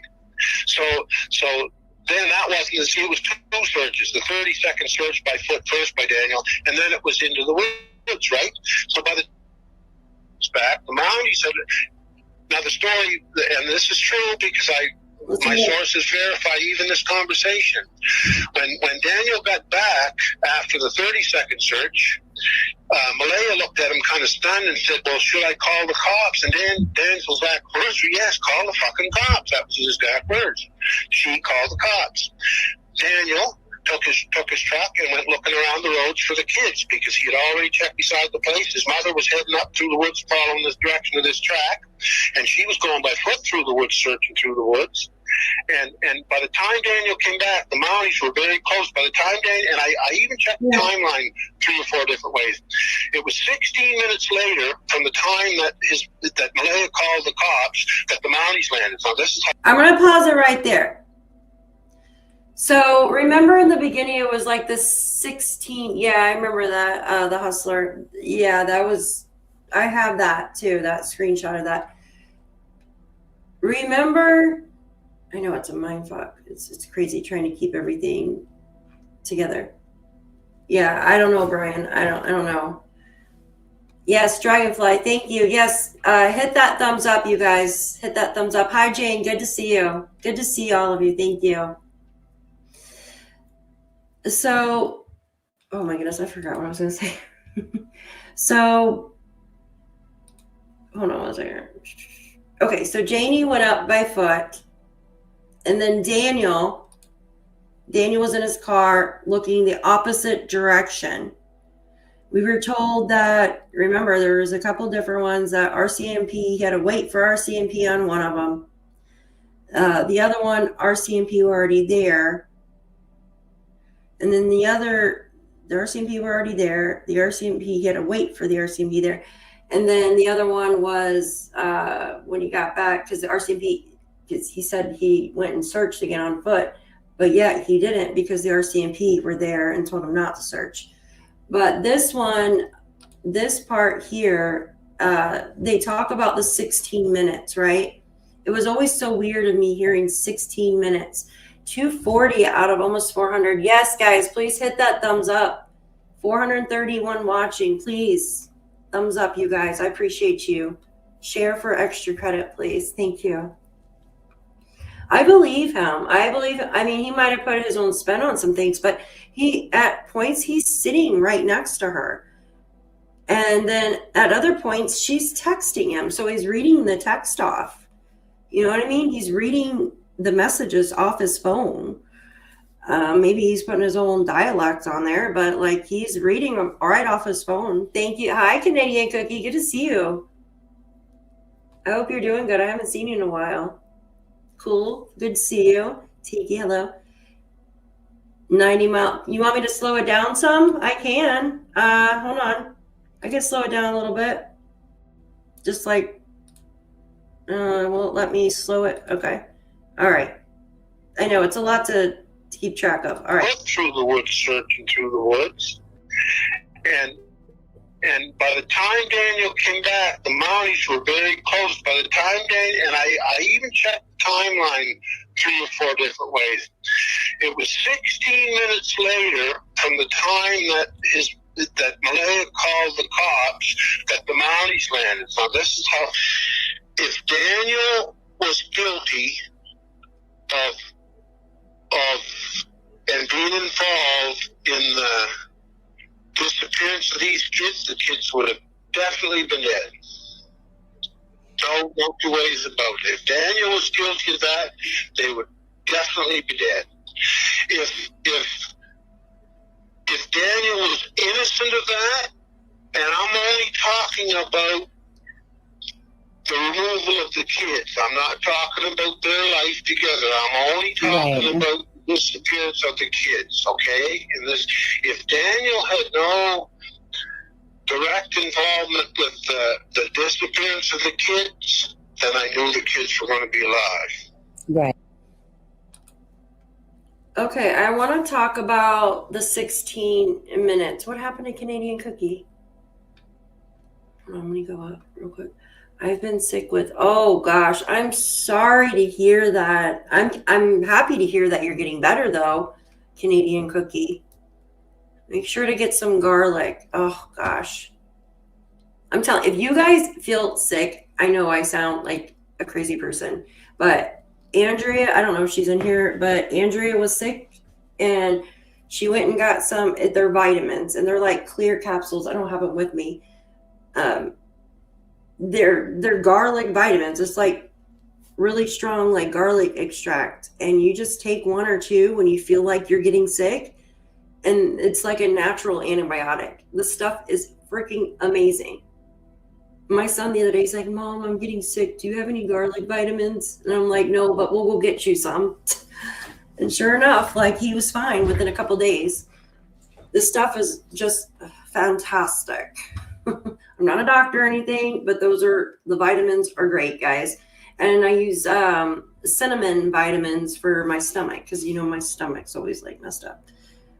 Oh, Andrea, is she in here? She can definitely vouch because she took, yeah, guys, like it's crazy. So, yes, I was just telling them about you because you weren't feeling good and you took the garlic vitamins. Stuff's amazing. And they're just really tiny, small little vitamins. Hi, Gray Wolf. Good to see you. You cured me overnight. Oh, I love that. I love that. I try to like tell people like natural like stuff that helps me, and before you go to the doctors and have to, you know what I mean, and take antibiotics. That should be like the last resort, in my opinion. Someone told you about that too. That's awesome. That's awesome. So the 16 minutes, guys. Hi, Wolfie. I can't see you. Turmeric is very good too. Oh, Cindy's late. She gets a late slip. 20 late slips for you, Missy. I'm just joking. Oh, Wolfie, my ghost. Yeah. Hello, welcome in, guys. Broken Glass Skies. Good to see you. Bonanza. Good to see you. Garlic and honey. Yeah, absolutely. I love honey. The raw honey. Oh my God, it's so good, guys. We're holistic. There you go, Golden Star. I love holistic stuff. I love it. Tea tree too. Tea tree, if you have like a war or you have like a skin tag or something, just like rough it up and put the tea tree oil on there. It'll kill it. I love this stuff. It's good for your like sinuses too. Oh, taking my daughter to the doctor. Oh, give her some garlic. I hope she feels better. Oh, you got the cranberry bee. That's good though. Yeah, turmeric with pepper, and there's something else you could put in it too. My mom did that, and she lowered her blood sugar. Turmeric, honey, or turmeric, honey, and black pepper, maybe it was. I have to ask her. Honey, garlic, cough syrup. Yeah, the stuff's amazing, right? It's amazing. Yeah, tea tree, I love it. It's like my favorite smell. Tea tree, lavender, and eucalyptus. Oh my gosh. So the 16-minute thing, and I was like, why is there always the 16 minutes? It was always 16 minutes. But then, because remember, Daniel says, I wouldn't believe Malaya on the 911 call. Like, I have it in text. I'm not just making it up. We've seen it, right? Like, I can pull it up if you guys want me to show it. I wouldn't believe Malaya on the 911 call. I believe he told us to blend up. And then we have Malaya come out a month later, and she shows a screenshot of her phone of when she called 9. Absolutely. Yeah, clove is amazing too. Yes, absolutely. So she shows a screenshot of when she called 911, and that was at 10:01. And then we know that the RCMP showed up because they showed it, right? They showed a article or whatever with the time that they arrived on scene at 10:27. So where does the 16 minutes come in? Was it just like an approximate, 30 seconds, 16 minutes? It's just it's weird, right? There's my word, weird. Yes, turmeric, black pepper, and honey, anti-inflammatory. I need to make some of that. Ginger, ginger, so good. But I always got to me, I'm like, where's the 16 minutes coming from, y'all? Hey. What you said. Malaya was not going to have the kids killed or seriously harmed. Okay? And at the beginning of this, and even this morning, I wasn't sure about Daniel, but I'm sure now. He's over there, the whole family. And I said, yeah. And she said, well, it looks to us like Daniel killed the kids. And then she claimed, now I'm going to be truthful, Daniel, I'm not holding back. Daniel might be pissed off me saying this, but he might as well know it. I want everybody to know. He says he's a truthologist, so he can't. If he's a truthologist, then he can't get upset at you for being a truthologist. So go ahead. Well, Patty told me she had suspicions that Daniel was abusing the kids, that him and Jack were having problems because they sort of had a personality clash, Patty figured, and that Jack kept rebelling against Daniel, and Daniel was trying to discipline Jack a little bit to whatever. But that's not my business, you see. I mentioned that to you before. Yeah. Between a man and a woman, if they're there is about that blanket. All right. This is Linda. She doesn't talk as quick as Durwood, so I'll do this. Hold on one second. So we can listen. And where's the playback at? Jeez. Hold on, I'm going to change the playback speed if I can actually find it on here. Normal. Okay. So, oops, where did I go?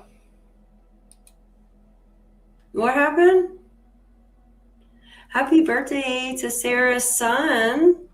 Is it your son or is it you, Missy? Your son, right? Aww. Happy birthday. Oh, Joyce, I'm so sorry. Is that... Oh my gosh. Drippy, I do too. I have a bottle of those too. Absolutely. I don't know where I put the bottle. I bought it about a couple months ago when my mom started hers. Oh, he said thank you. Oh, good. Oh, that's so amazing. Oh, birthdays are special. Yeah, Michelle, I know. I try to switch between the two different types of cinnamons. Bentonite clay is really good too to get rid of lead.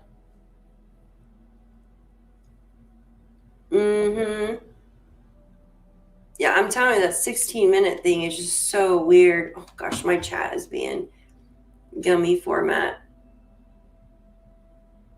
Yeah, I know. I love the Flintstone vitamins. I remember trying to like take more than I was supposed to take when I was a kid because they taste so good. Yeah, always. I'm like, I love these. Well, they just make them in candy. Joyous, thank you so much for gifting 5 memberships. If one of you received one of the Daphne's Case Files memberships, please tell Miss Joyous thank you. She is so nice to give these memberships to y'all. Thank you. Thank you so much. She's so sweet. And thank you for being here, Miss Joyous. I appreciate you here helping me out too. All of you mods, you guys are great. Thank you so much. You never know when someone's watching us wants to say something, right? But this next clip is Miss Belinda, and you will hear her speak about the blue blanket. Oh my God, my daughter got into Flintstone vitamins and took at least 20. Oh my gosh, she was throwing up, refused to take them after. I bet. Oh my goodness. We're so funny. I'm a Flintstone kid. Remember that commercial? I can't remember the rest of it. I'm a Flintstone kid.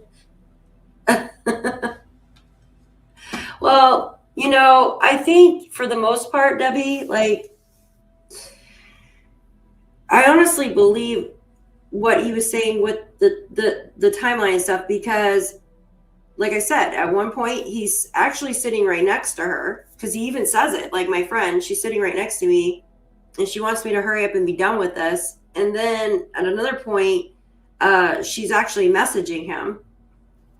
So, but I mean, everybody puts their own dialect on it when they talk, right? Andrew, my daughter, did that too, voicing control, so there's no iron, and then that's okay. Oh, thank God. I can't see Wolfie, so.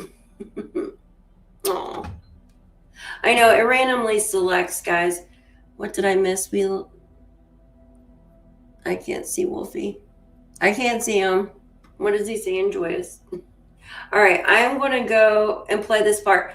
This is about the blanket, and this right here, I'm going to tell you.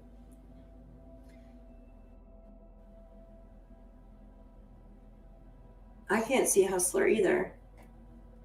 Where'd she go? I can't see her either.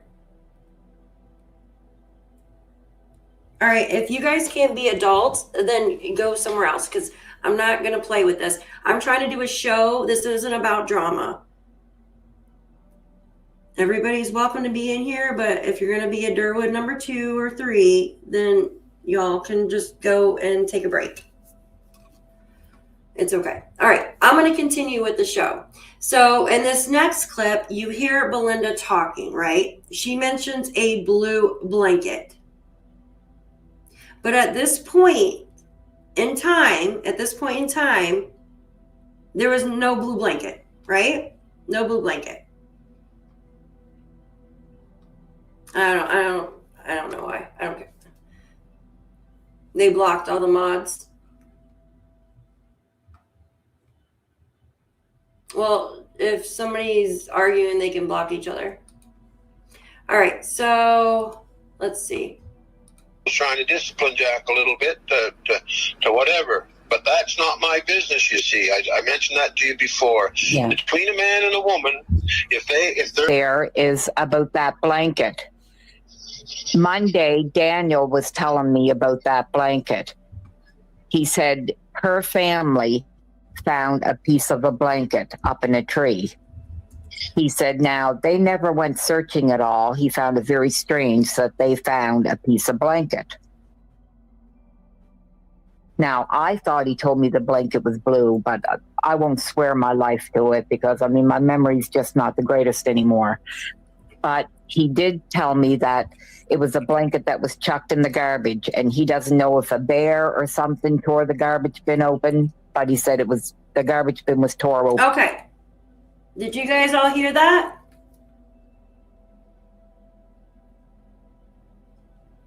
Did you guys all hear that clip? Who are they, Daphne's Case Files? Haley, you're welcome, Cal. Who are who? I'm so confused. Who's who? I cannot see. Like when Charmaine tells people to wait in the car. Yes, go wait in the car. DM also mentioned a blue blanket. After Belinda said this, he did say it was blue blanket. Oh, did he? Brandy, if you have that clip, I would love to have it because I'm trying to put all that together. I just think there's no coincidence on a stinking blue blanket being found that looked like there's nothing wrong with it. She said it was clean, right? She said it was clean and just had frost on it. If it had been out in the elements for as long as it should have been, like thrown out with the trash or in the trash pile in spring, it would have dirt and stuff on it, right? I mean, that's only common sense with the weather. Right? Yes, I'm going to replay it. Yeah, and that's what I was saying. Why, thank you. If you have that, I would love to see it. I would absolutely love to see that, Brandy, if you have that. Thank you. Thanks, guys. Thank you, guys. No, it wouldn't have been clean. Absolutely, Canadian Cookie. It would not have been clean. All right, here we go again. I think it was blue, but I won't swear my life to it because, I mean, my memory's just not the greatest anymore. But he did. Monday, Daniel was telling me about that blanket. He said her family found a piece of a blanket up in a tree. He said now they never went searching at all. He found it very strange that they found a piece of blanket. Now, I thought he told me the blanket was blue, but I won't swear my life. So she does say, Daphne, I don't know, it was in Sunny's chat, if that helps. Okay, thank you. I'd have to go back through the live chats. Thank you. I would love to have that if anybody happened to take a screenshot of it. She says, I won't swear my life on it, though, right? So she's kind of like maybe questioning herself a little bit. But I just found that to be quite coincidental in nature as now we know the blanket was pink, the one found in the tree. We know, like light pink or whatever, the LOL doll blanket. We know now that it's light pink. It was an LOL doll blanket.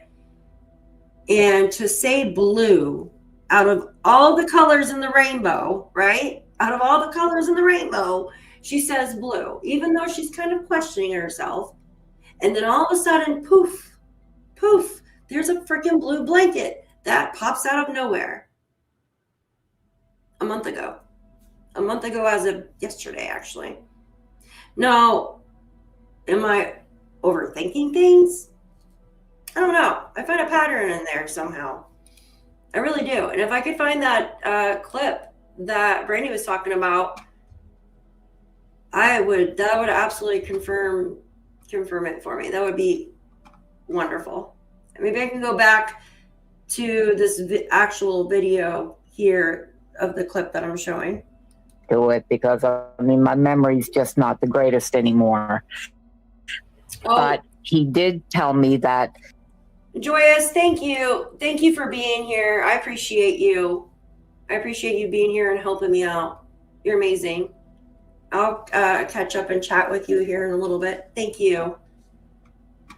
Yeah, that blue blanket was plain and cruelly blended. Yeah, and for her to actually find it out of everybody, that's just, there's no coincidence. No.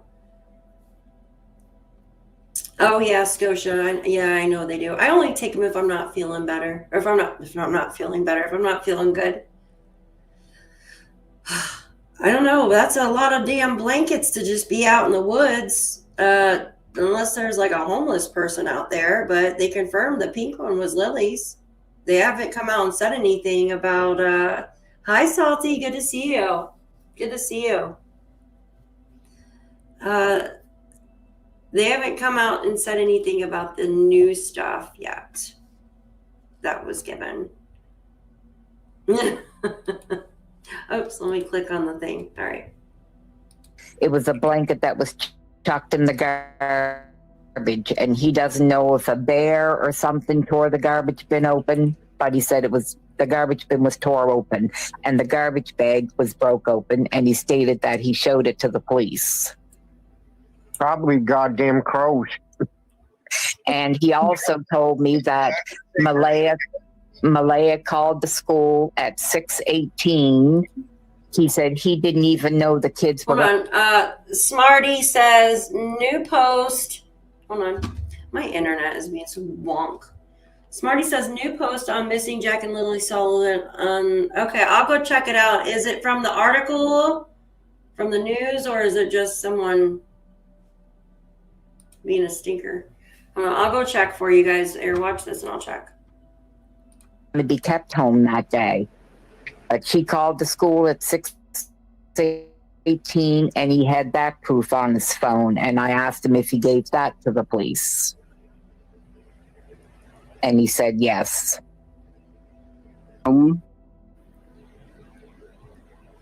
As for the people around her, I know when we come into the driveway, Janie was sitting on some kind of a bench thing or something in the driveway, and I can't remember who the woman was beside her. There was a policewoman standing there, and the policewoman was talking to them. We couldn't. So, oh, thank you, American Justice. You're awesome. Thank you. So, who is she speaking about right now?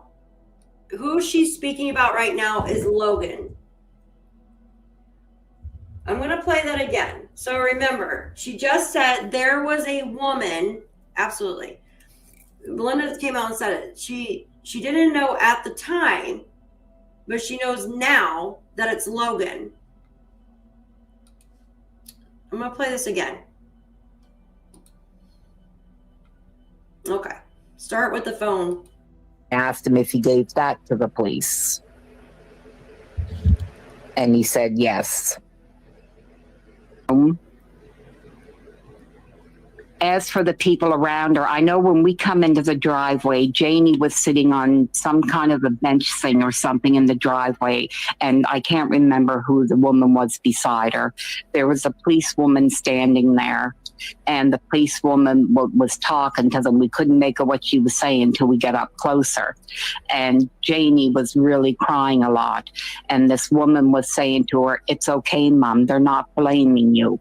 They just want to look in your trailer. They're not blaming you. They just need to make sure that there's nothing in the trailer." And she went on to say that there was nothing in the trailer. She didn't want them around her dog.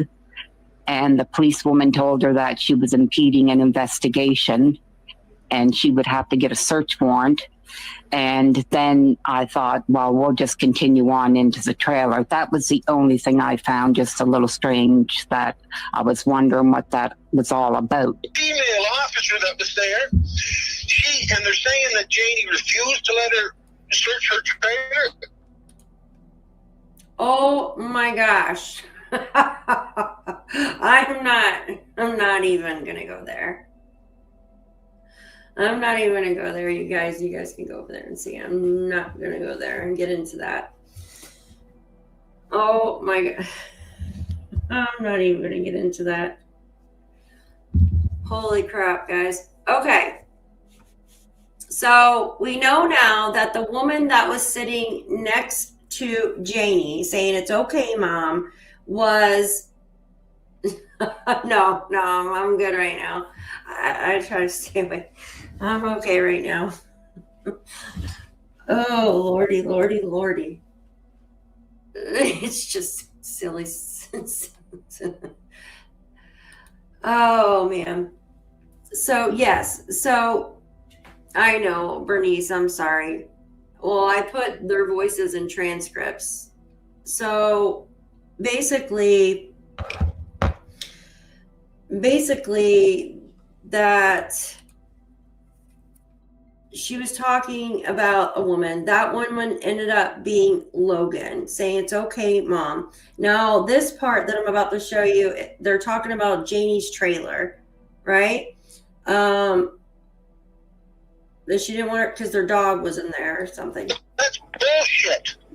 The officer asked Janie if she could search the trailer, and Janie said, well, if you want to risk getting bit by my dog because he's in there tied up and pissed off, so if you want to go in, go ahead, but if you get bit by the dog, it's your own arse. Well, I do remember when I was there, I don't know who put their arm around her and told her, Mom, they're not blaming you. They just want to search the trailer. And I do remember her saying she didn't want her dog to get hurt. When Janie finally jumped in, I was 90% sure, through a bunch of other stuff, that Daniel never killed those kids. As far as abuse or anything like that, I wasn't getting into that issue either way. It wasn't my business, because the only way that would be my business is if Malaya herself, now Patty suspected abuse, and that's how I got into this. Patty, I went over about 2 weeks, it'll be too long, but let's just put it this way, I'm trying to shorten it. It's okay, shorten it.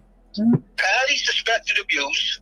Patty called me and said, you know Daniel, right? I said, yeah, my young fellow knows him, and he was around our property a few times. She said, what do you think of him? I said, I find Daniel fine young fellow, never been a problem.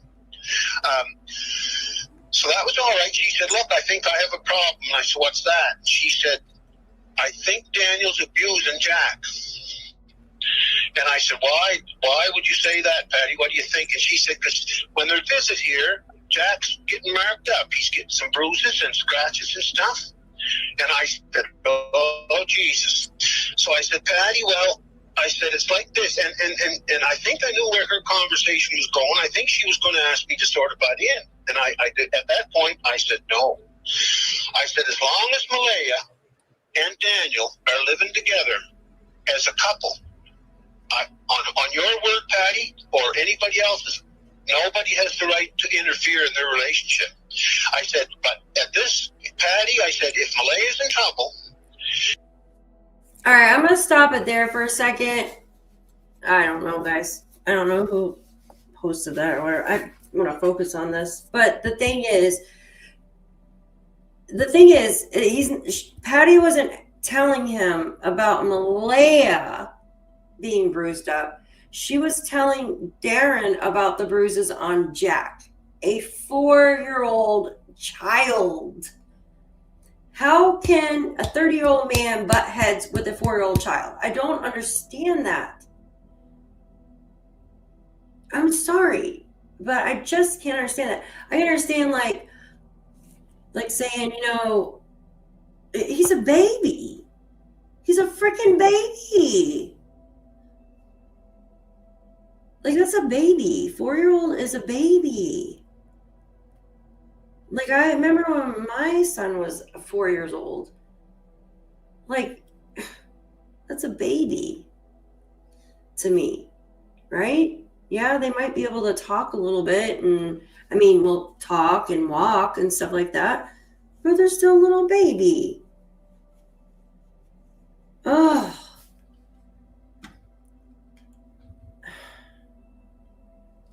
I heard a blue, yeah, I remember I heard a blue or black blanket early on. The police mentioned it. It was found. I looked through dispatch here. I'm going to continue playing this. I'm going to look through dispatch real quick. I never heard that. And the cops won't help her. I said, then tell Malaya to call me directly with her own voice and her own mouth and tell me she wants out of there, and she's scared to get out of there, and I'll go right over and I'll take her out of there with the kids. And I said, I'll take her to your place or wherever she wants to go. And I have never... She was talking about Jack. That's the thing. Heard from Malaya since. Justin was really upset. He was crying. Daniel was out talking to reporters at the end of the driveway. And Justin was really, really upset. So right away I was thinking they must have got some kind of bad news. So when I walked up close, right away Logan said, "Who are you? And what do you want?" Okay. And I just told her, I said, I want to stop it right there for a minute. So she knew who Logan was on. So I just thought this was quite strange. That's all. Because I believe she said Justin was crying on Monday. It was Sunday or Monday. One of those days. And this is when she came back and saw the woman sitting next to Janie, but she didn't know who that woman was, but it ended up being Logan. So I was just confused there. Yeah. Because she didn't know who Logan was yet until after the fact. What happened? Gosh, the chat is moving so fast. Sorry, my son popped over. It's okay, Shan. I understand. I was only 6 and my brother was 8. Our stepdad took... Oh, my gosh, Joyce. Oh. I'm so sorry. No child should have to live through any type of abuse like that, whether it be verbal or physical. Anyone seen that? Yeah, I know. I don't want to bring it up on here. I want to stick to... Or Daphne, you know what gets me is the pull up on Jack. The Jack had on. If he was wet, you and I both know it's filling it up, shreds and fall. Yeah. And that's the thing too, Christy. Absolutely. So, you know, these diapers and stuff are filled with like this silicone substance, right? And when they get too full, they rip. And that silicone stuff like comes out of the diaper, right? Do you guys want to hear a funny story? You'll probably think of me completely different. Hi, Belinda. Do you want to hear a funny story? You'll probably think of me differently after I tell you this. Okay. I don't know if I should tell you guys. I don't know if I should tell you guys this. But I think it's hilarious. All right. I'll tell you really quick. So one time, you guys are going to die. One time, me and my 2 children, we drove to see family, which it's about 3 hours away, right? And on the way back, we got stuck in traffic, like where I could not. My children were young at the time, like both of them were still in diapers, or maybe one was kind of potty trained, but one was still in diapers. And when we got stuck in traffic, and it was like dark out, or getting dark, and we're on the highway, I couldn't move. There's no way for me to move. And if I did move, there's no way for me to get back on the highway, because there was an accident and traffic was backed up for days. Like, it was so bad, you guys. I had just had like, and hi Diamonds, good to see you. I had just had like a bunch of like Mountain Dew and whatever to try to keep me awake, right? Like I constantly drink like fluids. I always have to have like a water with me, a soda with me. Like right now, look, I've got 2 freaking waters with me, and I thought I had another bottle of something in here. My mouth is always dry. Like I always have to have something. So I'm stuck in traffic, and I'm to the point to where I am crying because I have to use the bathroom. I can't just walk over into the woods. I've got 2 babies in my back seat, right?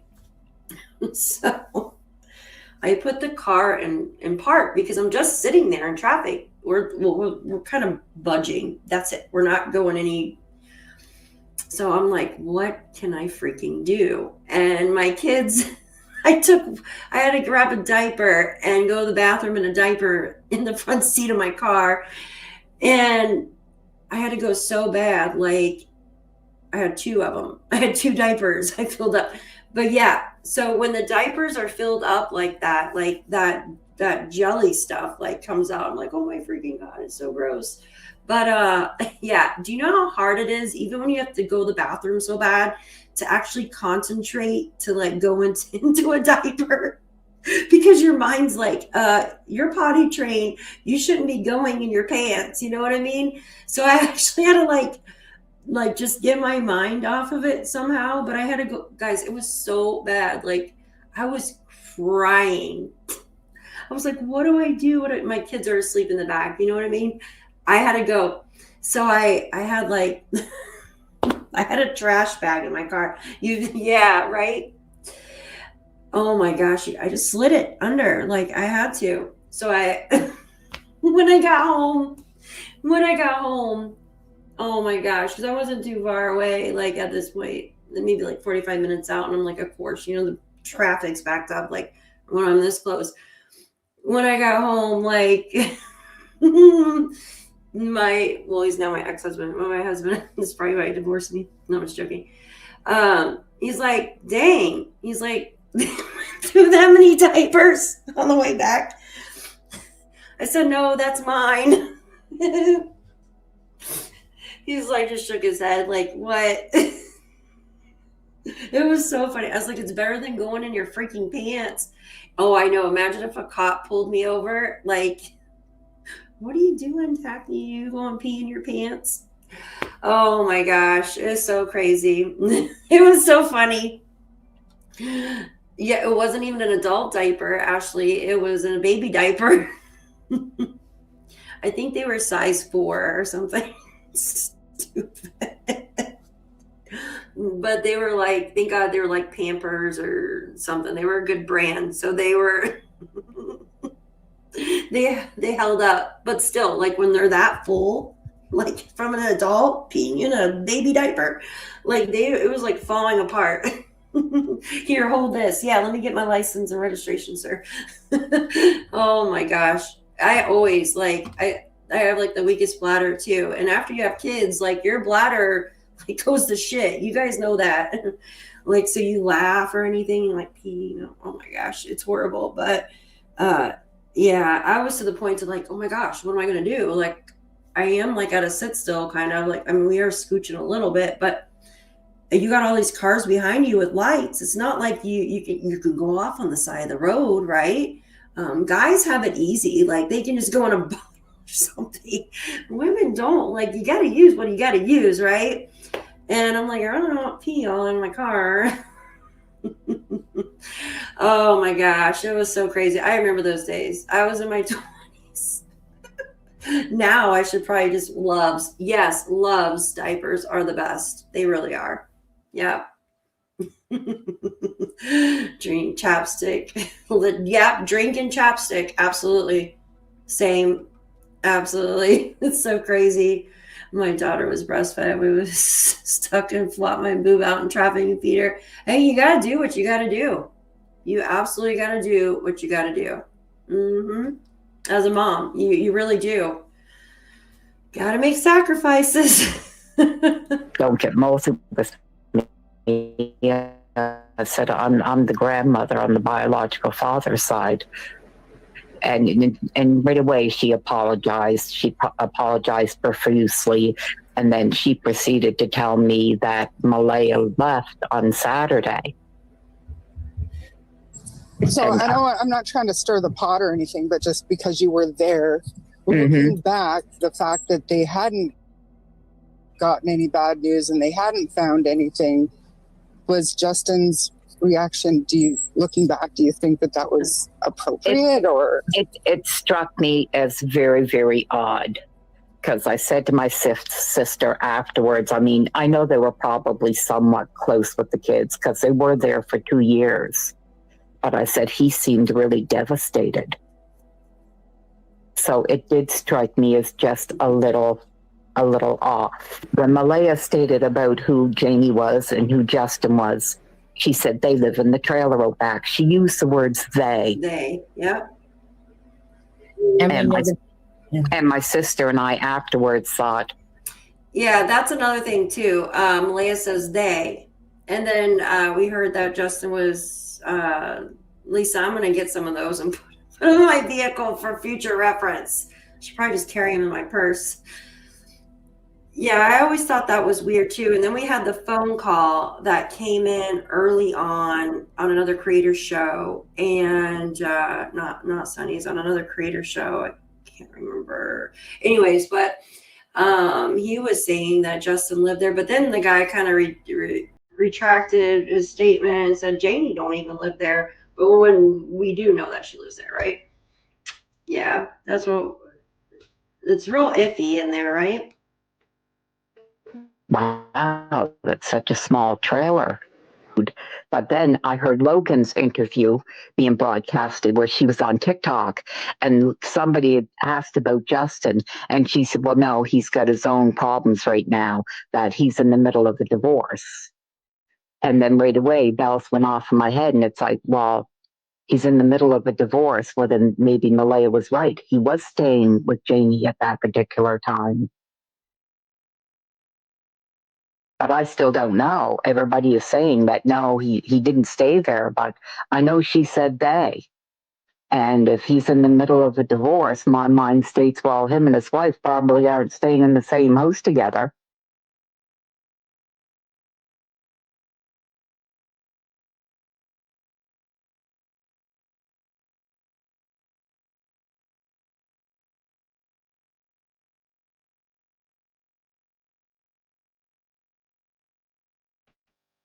Oops, sorry. It was me.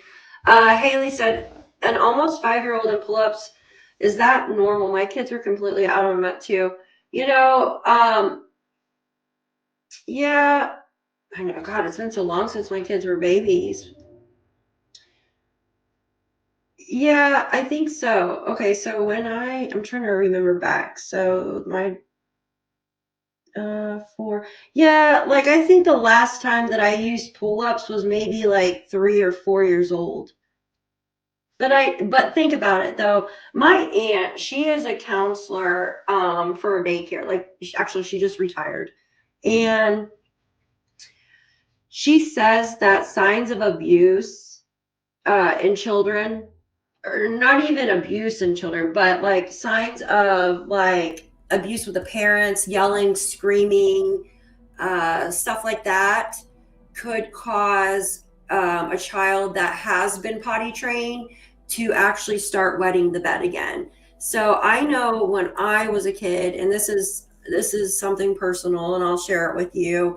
I had accidents as well. But I was like, I remember bits and pieces still of like my parents fighting. They were always fighting, just lots of fighting and yelling and screaming going on, right? And I remember I wet the bed like a few times, and I was definitely potty trained, because I know I must have been like around 6 or 7 when I like started wetting the bed a couple times. And that was because of the stress that I was going through with my parents fighting and stuff. And then I started picking my hair, and I still pick my hair. As you guys can probably see, it's like picked off in the front because of stress. Like I started doing that. My mom took me to the doctor for it. And like back then they said it was nerves. They said it was nerves, stress. And to try to find something else to do with my hands, like when I'm stressed out, which, yeah, PTSD, absolutely. And so he could have been potty trained, and then maybe, and I'm just speculating here because I don't know what went on inside the home, except for what we heard with the family members, right? And then with the family members, I'm just gonna say that because it's not in the documents. MLA has denied that part with you know what I mean, other than her being thrown on the bed with the phone or something like that. But anyway, so he could have definitely been potty trained, and it could have, you know, trauma, absolutely trauma. Same, I live with a very verbally abusive father, absolutely, Jennifer, and that's what it is, trauma. And you know, deep down, it's sad. It really is. It'll trigger. Yeah, triggering. So that's a sign, like, you'll know if your children are stressed out from something that's happened, if they are potty trained and they start wetting the bed or something again. That's an absolute sign that you can tell. Sorry, my sweater keeps falling off my shoulders. And it's sad. It's definitely sad. My aunt, like I said, she was a counselor for daycare for a long time, and or underdeveloped bladders, or sorry, someone loud truck going by. Underdeveloped bladders, or like UTIs and stuff too, right? So definitely, most definitely. My middle child wore pull-ups at night until about 4. Star on his chart for dry nights. Oh, that's awesome, Bonzo. That's awesome. Wait, yeah, Andrea. Oh my gosh, yeah. I do when I laugh sometimes. Yeah, I know. Did you guys hear that? Ugh. It was loud. Loud jerks. Well, I'm in the mountains too, so like everything like freaking echoes. It's aggravating. But I wanted to go over some of the documents, but it's like I got another live, and I have to do this live because I was going to do it 2 nights ago and I postponed it. But I want to go over, I've been speaking, like if you just joined us, I've been speaking to a family member, a family friend of Brianna's. And I want to go over some of the messages with you guys because I was talking with them through my TikTok. There's a way to, Diamonds knows this. You can actually message back and forth. So it's like a messenger inside of TikTok. And I had posted a video that I had done on the friends, which was already out there. I wasn't the one to actually get their information. I found it online. And I used it with one of my videos of mapping out the destination of what happened to Brianna. I tried to jump on a trampoline. Oh my goodness. I haven't been on a trampoline in so long. But I want to go over that and just kind of go over some stuff that this young gentleman, he talks about Brianna and stuff like that. Now, I know there's been some stuff out about Brianna's mom, which I'm not going to post, but I do want to say something. There was CPS actually involved in 2020 with Brianna's mom. Could there have been stress stuff going on there in her home too? I just find it no coincidence that a lot of these cases with children that are having problems or children that have went missing, that the CPS is always involved. Robin, my mother was abusive. My little sis would wet the bed, and mom would say, if you're going to act like a baby, I'm going to make you wear a diaper. Oh, Robin, I'm so sorry. That reminds me of Sebastian Rogers' case. I'm so sorry. How they made him wear a diaper at the house. And I know some people are saying, well, would you rather him wet the bed? Well, there's an issue of why he's wetting the bed. And then the stepdad literally gathered all of Sebastian's underwear and gave them to the bio dad. It says, well, he's going to wear diapers at my house. You let him wet at your house. But Sebastian's bio father said he never wet the bed over there. So that tells you that he was having some issues at home with his mom and stepdad, in my opinion. Yeah, diamonds, definitely. I'm getting ready to go live on that in a minute. I might push it for, well, it's 6:50, I think it's scheduled for. Jen, thank you. She says, thank you, Daphne and chat, for being so kind. Thank you, Jennifer, for being here, for being a wonderful mod. And I'm glad there's good news on puppers. Please email me about it, because like my dog too, like she has like, well, she had like skin issues and stuff. So like maybe I could help, maybe like with diet or something will help out, because having stomach problems is no fun. I know that for a fact. So, but I appreciate you for being a mod and for being here. You're amazing. You are amazing, Missy. Thank you. Thank you. Thank you. Yes, it's all negative reinforcement. Absolutely. Yeah, I'm sorry, Robin. She caused the trauma and bedwetting. Absolutely. And then the parents. Thank you, Grey Wolf. Thank you. Yes, Chris. Yeah. Yeah, and that's the thing. You know, these parents don't realize my child's wetting the bed, right? There's a reason why your child, if your child is potty trained and then they start wetting the bed, there is a reason for that. Do you think that your child just wants to deliberately wet the bed? No, there is a reason for it. There's either a medical reason or there's a psychological reason. And usually those psychological reasons are not good. At the minimum, and I'm taking this lightly, is because you're hearing your parents fight and argue, right? And that's bad and enough.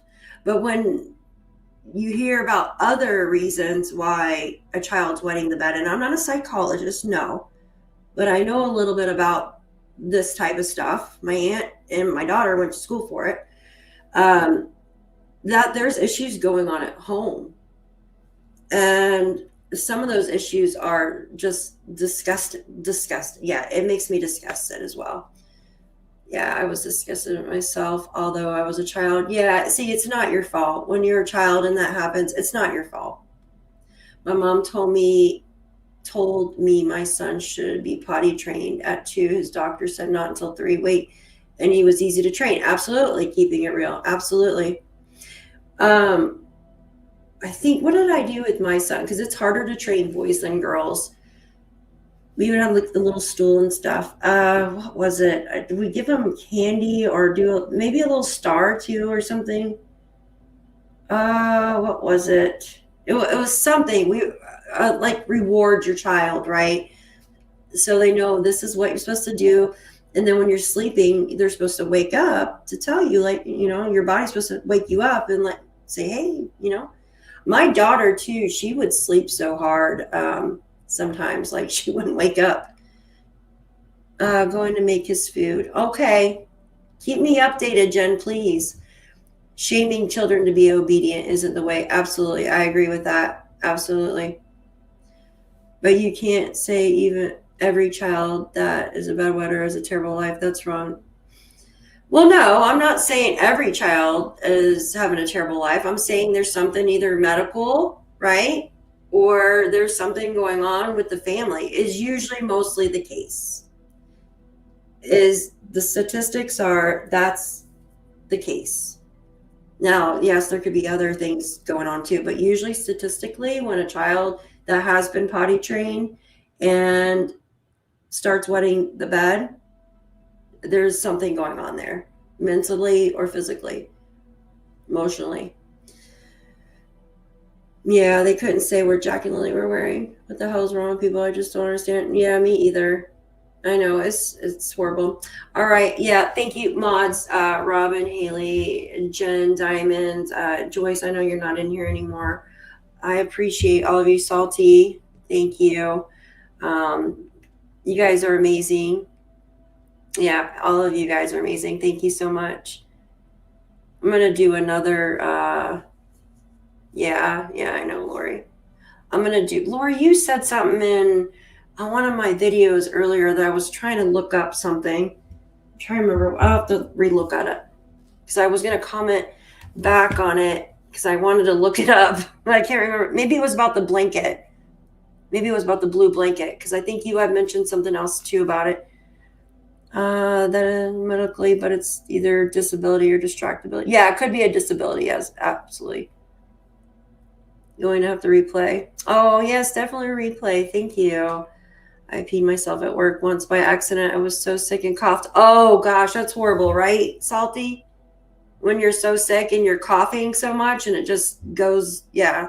Oh, thank you. Deep diving, but still listening. Yeah. Thank you, Robin. Thank you. American Justice, thank you for being here. Okay, thank you, Jen. Thank you. Oh my gosh, Wolfie, you're so funny.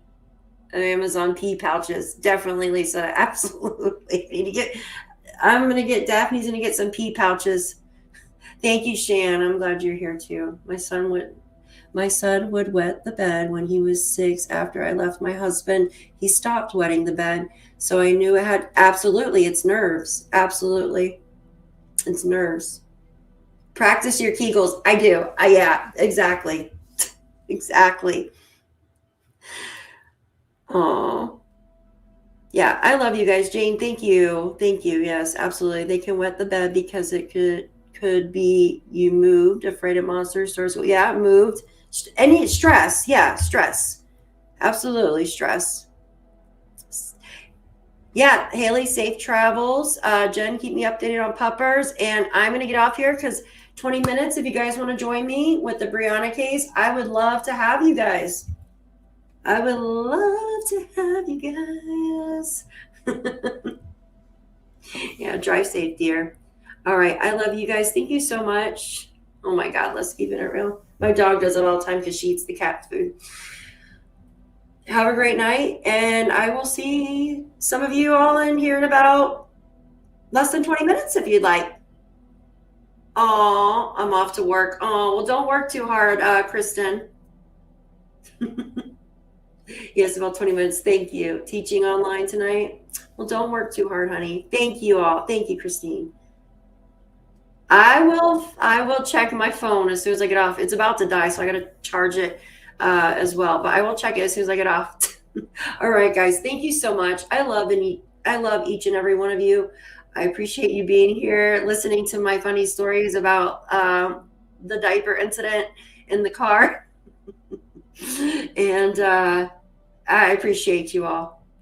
Thank you, Madagascar. Thank you so much. Have a great night. And I'll see some of you here in about 20 minutes if you'd like. All right. Thank you, Vonza. Good night, y'all.